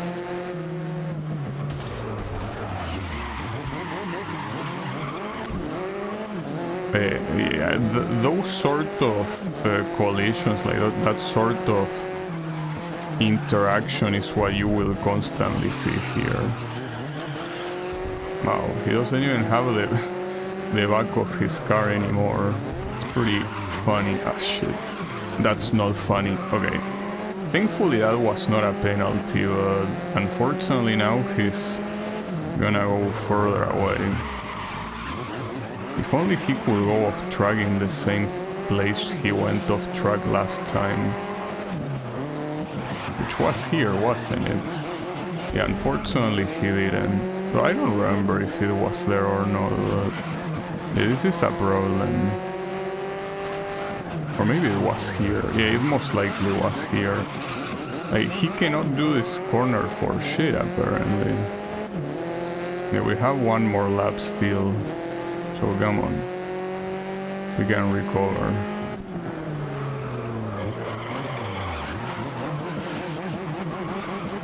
Like, we already did. We were at the same distance before, after all.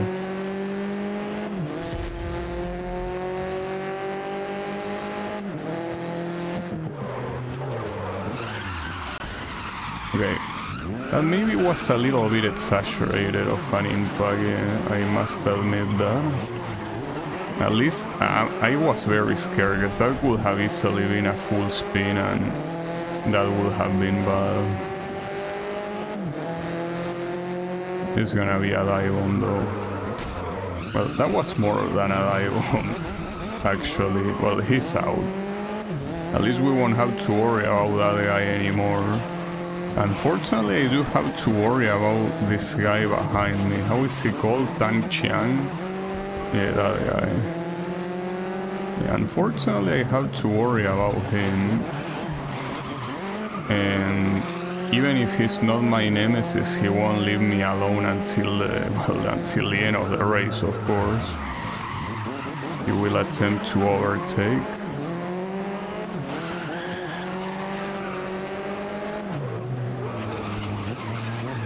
Ah, that sucks. That's very bad. No, not like this, dude.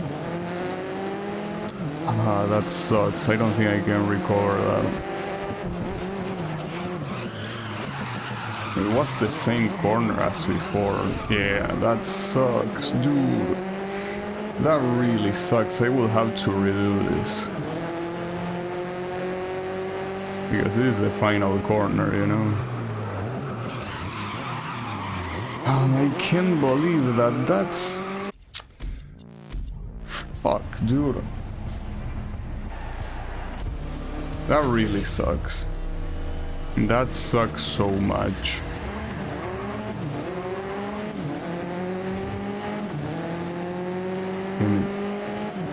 Fuck. It's because of that shitty ass corner, and I don't even know which one it is, because this is Sepang. Every corner looks exactly the same. Not even sure which corner I should be careful of, because I cannot identify them. Fuck, dude, what a waste of time. So pissed off right now. I didn't even lose to the Raven West bitch. This was some random ass guy. This is gonna go on for way longer than I wish. I'm very pissed off right now, in case you didn't notice.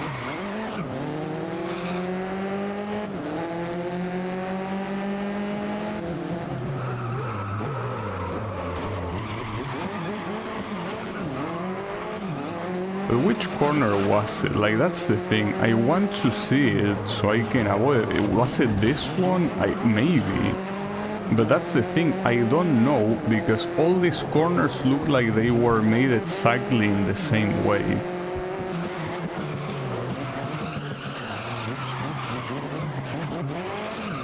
It probably was. I don't know which one it was. I just want to be done with this. Fuck you, Sepang. Like, not even the last time I have to suffer your bullshit, you take it easy on me. Piece of shit.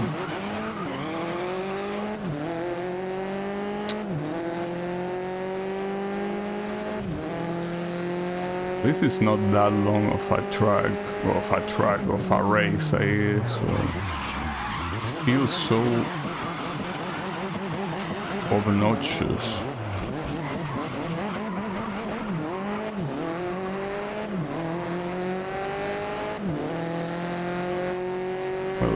At least I have to hope that neither of the next ones is Okutama. Fuck. I'll forget about the next ones at this rate. That's gonna slow me down so much, dude. I hate this track. Fuck, dude, why does it have to be like this? At least the Raven West guy is not gonna be our opponent, but the thing is that those two guys ahead, I'm probably not gonna reach them anymore.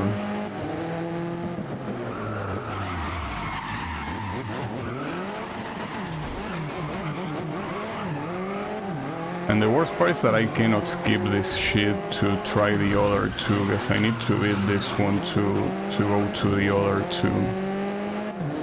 No, this has to be a restart. Fuck, dude. This is gonna go to a 5-hour stream at this rate. That's my fault. That's my fault for having this stupid idea in the first place. Yeah, unfortunately it will be more than a 4-hour stream, but yeah, how is it going longer? Yeah, this fucking sucks. It really does. It's a piece of shit, is what it is. Fuck me and this stupid ass truck, dude.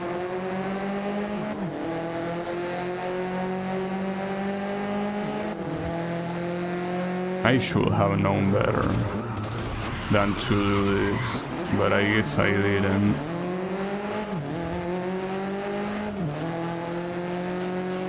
Is it hard or bad? It's both. It's a hard track that is also extremely uninspired. So yeah, it's one of those, and sometimes it's not a pain in the ass, but when it is, it makes you want to go to Malaysia and execute the asshole that had the idea to design this piece of shit. Really does.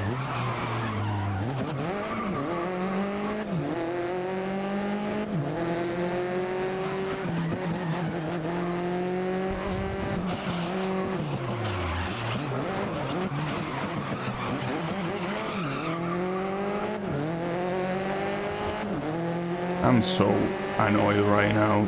Even if the other two races are not a big deal, the fact that this one is fucking me over like this, it's pissing me off so much. What a shit pile of a truck, dude. And what a shitty idea I have of beating this today. Hey, that's fine. It's too late now. Well, it's too late in both ways, I guess. It's too late in general.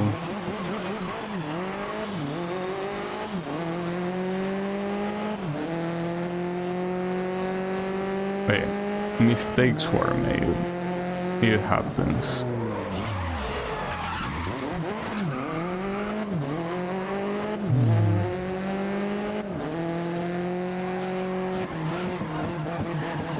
Okay, I want to at least believe that neither Okutama or Barcelona are left.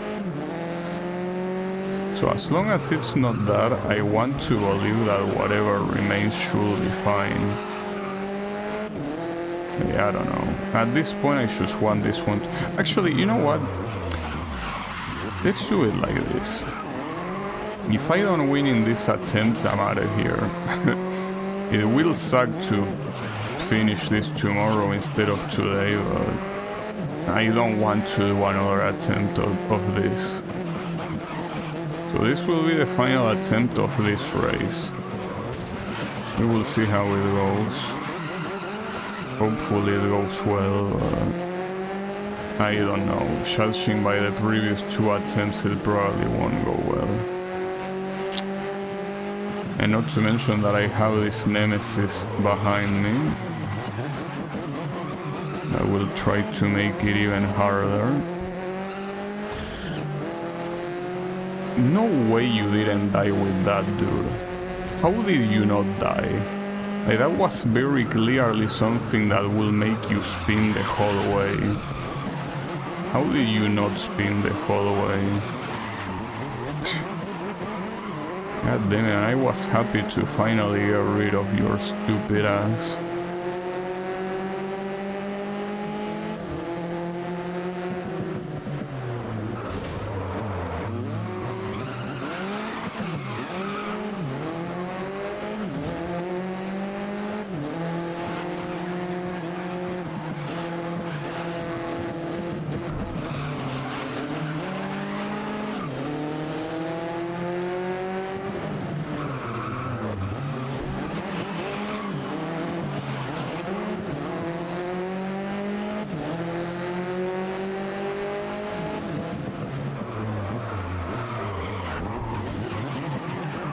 actually having the other guy also. Well, that other asshole, the one I have to my right, is the one that beat me on the first race. Because of a mistake I made, of course, but... If because of him is that I'm still here, you know?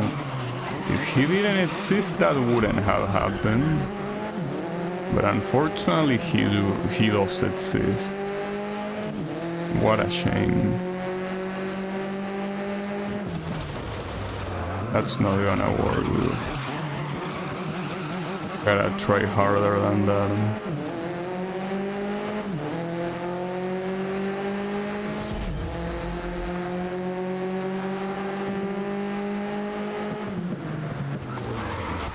It was a pretty clean hit, I gotta admit.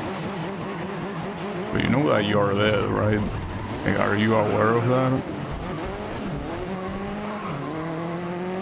You are dead on my screen.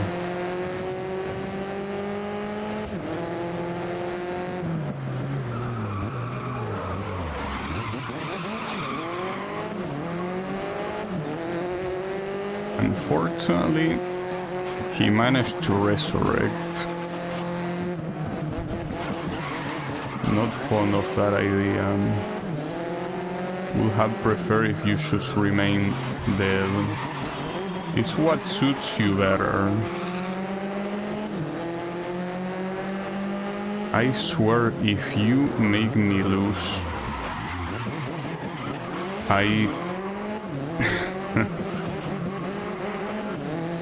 It's fine. No, don't worry. What you will do in a hypothetical scenario, that's not gonna happen, okay? Worry not. That has to be a penalty. Like, come on. Yeah, now I'm curious to see what the leaderboard say. There is no way that's not a penalty.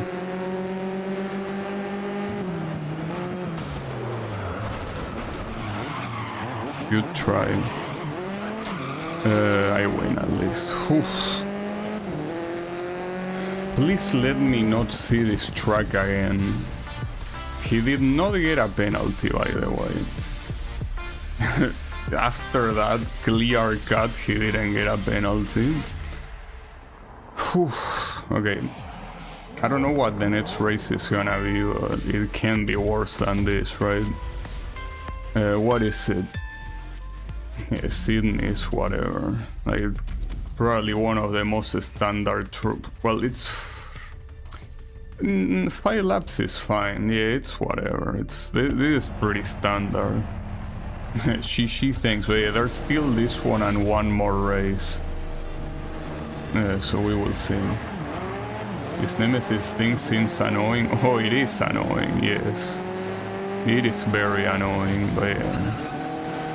You can at least say that it's an innovative mechanic or something, but yeah, it is extremely annoying and really makes you wish the CPU existed in real life so you can just pay them a visit. But yeah, no, it's fine. Don't worry about it. I'm obviously talking in Minecraft, right? Like, pay them a visit in Minecraft. Clearly.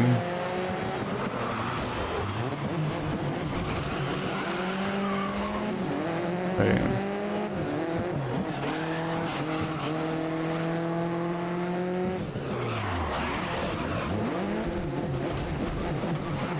so I guess from an objective standpoint, the bad thing about the Nemesis mechanic is that sometimes it triggers for things that are clearly not your fault. The biggest example is when an opponent goes off track, it rejoins and hits you. That's not your fault, and yet he becomes a Nemesis because of that. That is bad. Like, that should not be the case. Like, why are you angry at me for you being a moron? Like, yes, I know that you want to not accept responsibility and blame others, sure, understandable. But take it out on someone else, I don't know. I take it out on your engineer that's at the other side of the radio. Tell him how much of an asshole he is. Call him slurs even, I mean, after all, it's not like anyone else is hearing you. Well, yeah, probably the rest of the team is hearing you, but that's fine, don't worry about it.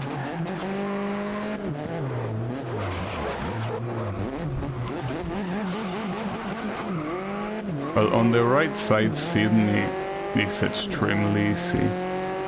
Like, it is one of those tracks that, like, I don't know if I had to pick what's the easiest track in the game would be, because I usually pick what's the most annoying or what's the hardest or what's the most cancerous.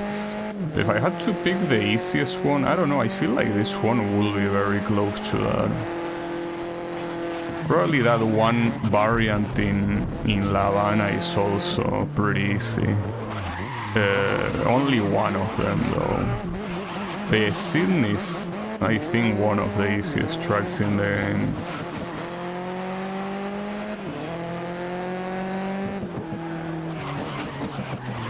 And not because of the track itself, mind you, the track is relatively tricky, it's just that the AI sucks at it. So that makes it be easy, obviously, to win. Do you think this system exists in 2 games? Lord of the Rings game and car game that isn't that arcade-ish? Well, I'm pretty sure it exists in a lot more places, but essentially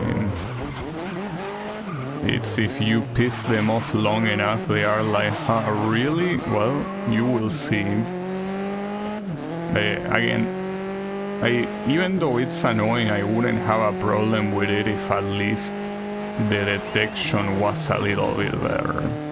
Because in cases where it's clearly not your fault, or even in cases where you just graze the opponent barely and they get ultra pissed off regardless, it's like, come on, dude. It's like you're acting like I should kill your dog. Like, I barely traded paint with you. Like, come on, dude. Your dog is fine. If anything, the only one that's a bitch here is you. So yeah. That's the thing about the Nemesis system, you know.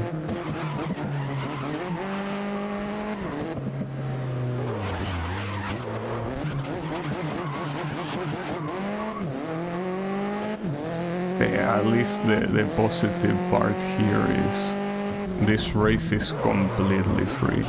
My guess tells me that the final race will be in Suzuka Circuit again, but instead of a face-off, obviously it's gonna be 15 opponents, and I predict 8 laps. Unfortunately, that's gonna take 15 minutes. But at this point, I guess might as well. Like, it's gonna be almost a 4.5 hour stream. Actually, you know, it has very high potential of being a 420 stream. A true stoner stream. It's been a while since we had those. A real stoner shit. It will be. Anything is possible.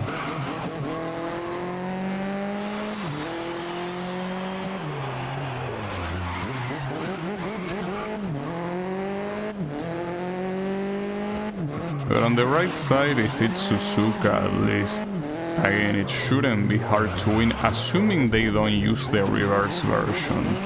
Because they could easily use the reverse version, and if they do that, yeah, that's not gonna be that easy to win. I want to believe they will use, like, as much as I hate repetition, I really hope that if they use Suzuka Circuit, it's the normal version. Okay. So come on. Come on, please. Just give me the last one already. My teammate got second. Well, nice. So here. Yeah, it's in Suzuka. And yeah, again, most likely 8 laps, right? correct. Man, you're so predictable, dude. Unfortunately, it's raining. I mean, how can you be such a predictable little shit? Like, why? Like, you should not be this predictable. It's bad when you're predictable. What I didn't predict is that it will also be raining, because wasn't it already raining in the other race? Like, you are essentially repeating the exact same conditions, with the difference is that it's sunset instead of nighttime, but who gives a fuck about that? Well, technically, well, actually, I was gonna say, this makes it easier to see. I'm not so sure about that. Just like the rain can, well, the sun can easily get into your eyes. And in nighttime you don't have that problem. You have the problem of poor visibility.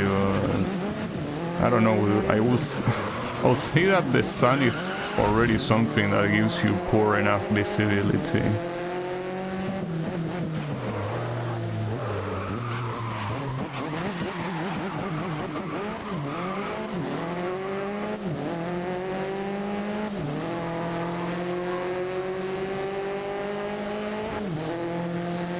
So if this goes like the other race, the majority of this will be completely spent in solitary.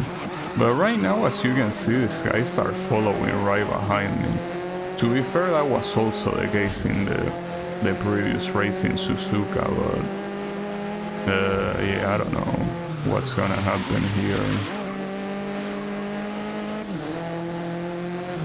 Oh, that's fine, that's fine.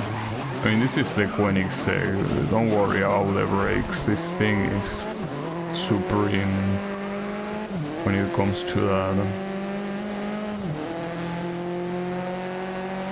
So for some reason they make this version of Suzuka have the finish line super early. Not sure why, I'm pretty sure that this, like the normal version of Suzuka has the finish line at the end of the straight, doesn't it? Well, obviously it depends on the category, but I mean, these are hypercars. Like, I don't think there is a single category in real life that uses these things. Or maybe it does, I don't know. I mean, if the Pagani Zonda, I think, is used, I guess this one could be used as well. Okay, fuck. Yeah, this one though, it won't be like free like the previous one. Like, doesn't seem like I will gain a distance compared to these guys, which means that I will have to stay on edge for the rest of the race. Which, yes, at least it does make it interesting, but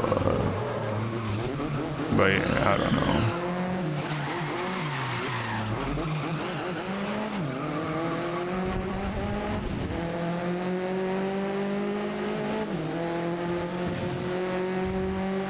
Yeah, you can tell this guy is there.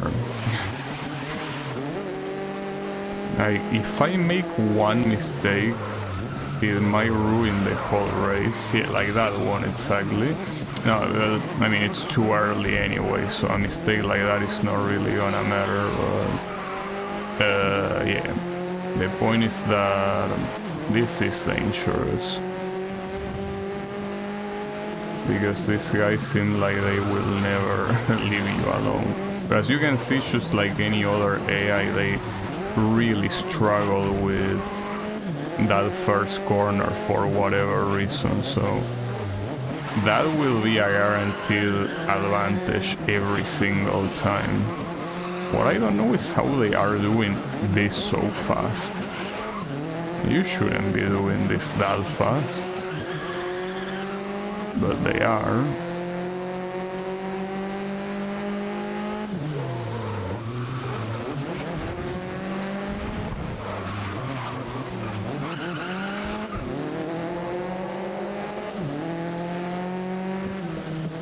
Regardless of how free or whatever it's gonna be, it's just annoying how fucking long it's gonna be.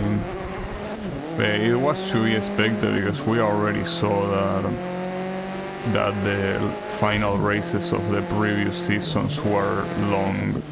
So this was expected. Like, this is not a surprise at all.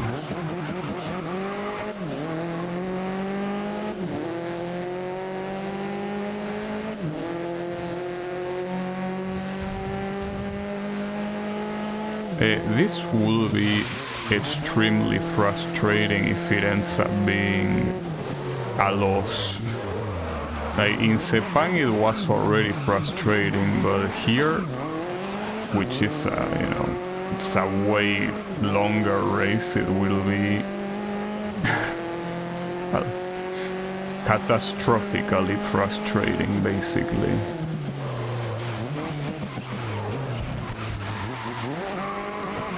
Honestly, I should have just stopped at the 3-hour mark and simply continue the rest next time.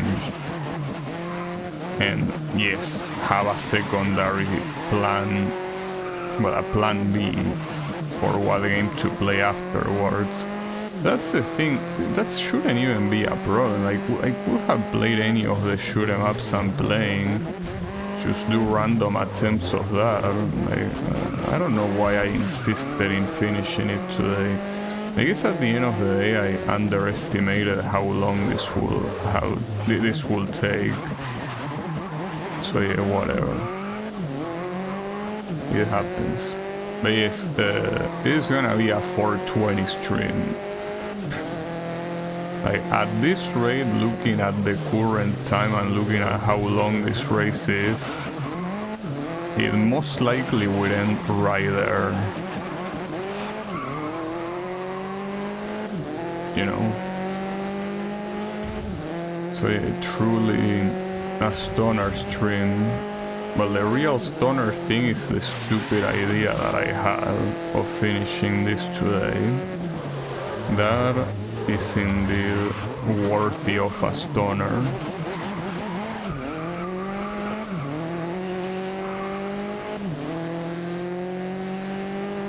But yes, worry not, this will be over. I might end up taking way more time than I wanted, but at the very least, the objective of the stream will be completed. I will finish this today.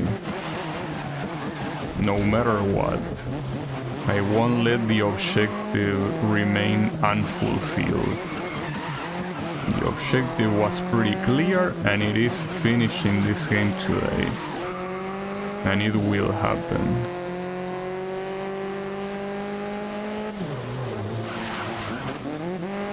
So, you know, the interesting thing about the rain in the sunset is that it kinda makes the rain even harder to see through.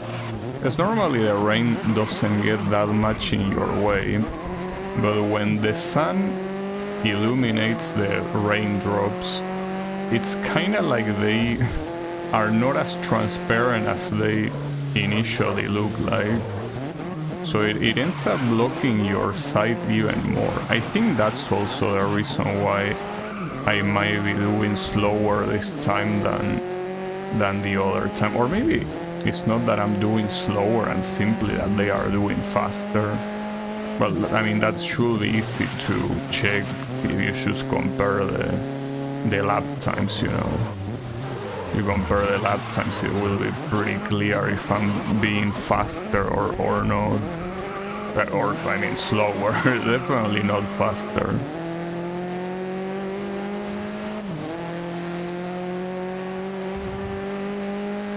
So, if this was that other race, this would have been the final lap, but it's not. So we have 2 more laps, well, 3, I guess, counting this one.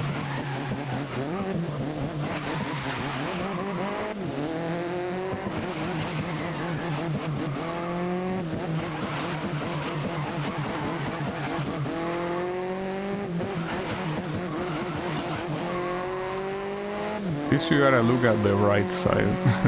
For anyone that does not like this game, this will be the last time you will see it. well, this particular game, because the next game in the series, yeah, I will play that one too at some point. Not sure when, but it will happen.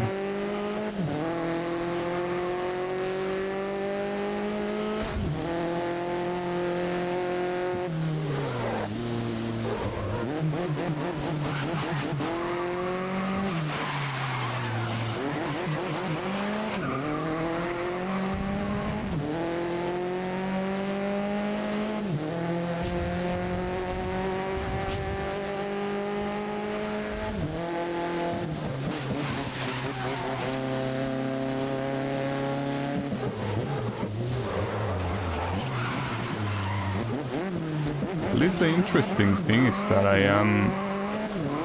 do have some distance with the second place, though.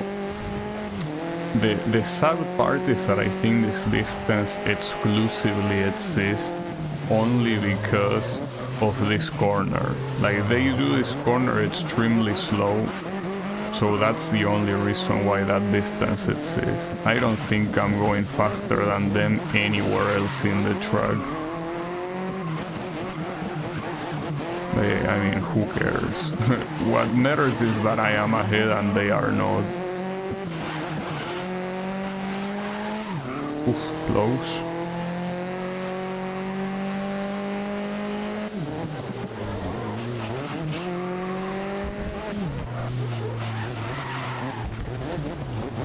That was bad.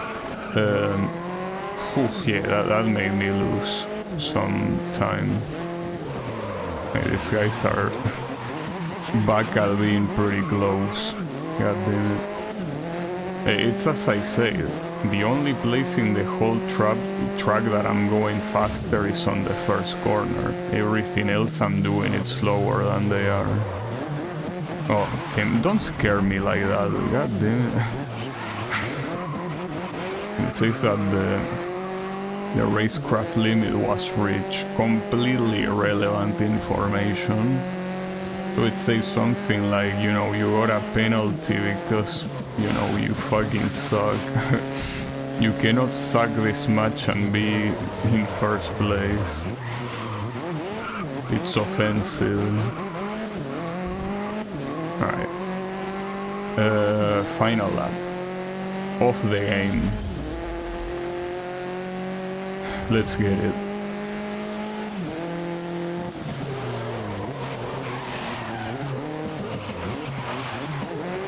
I also noticed that I'm also speaking relatively quiet. That's because I need to, because it's late here, you know. Normally I don't stream until this late because of that. But this is a special occasion, I guess. That would have not been a special occasion, but I guess I'm just stupid, you know, so it is what it is.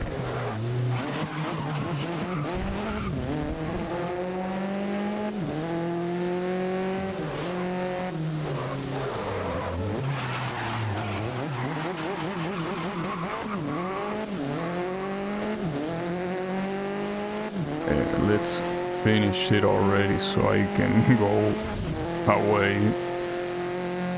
Please give me the end.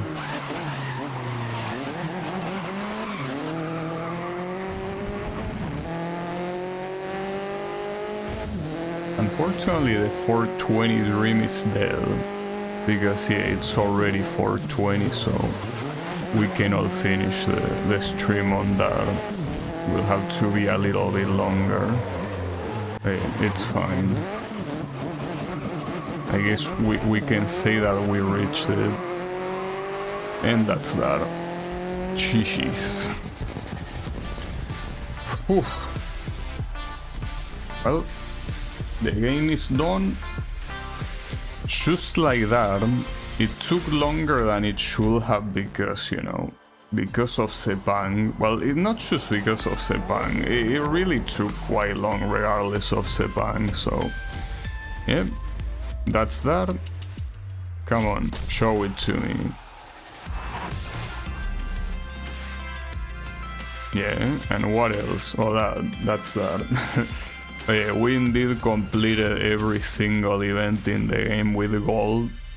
And before I keep spending more time, let me get out of here. So there is one more game after this one in the series called Grid Legends, but differently from all of the previous ones, including this one, that one is available for purchase. So I will wait until it goes into a good sale and I'll purchase it. And I don't know when I'm gonna play it, but yeah, the point is that it's probably not gonna be anytime soon.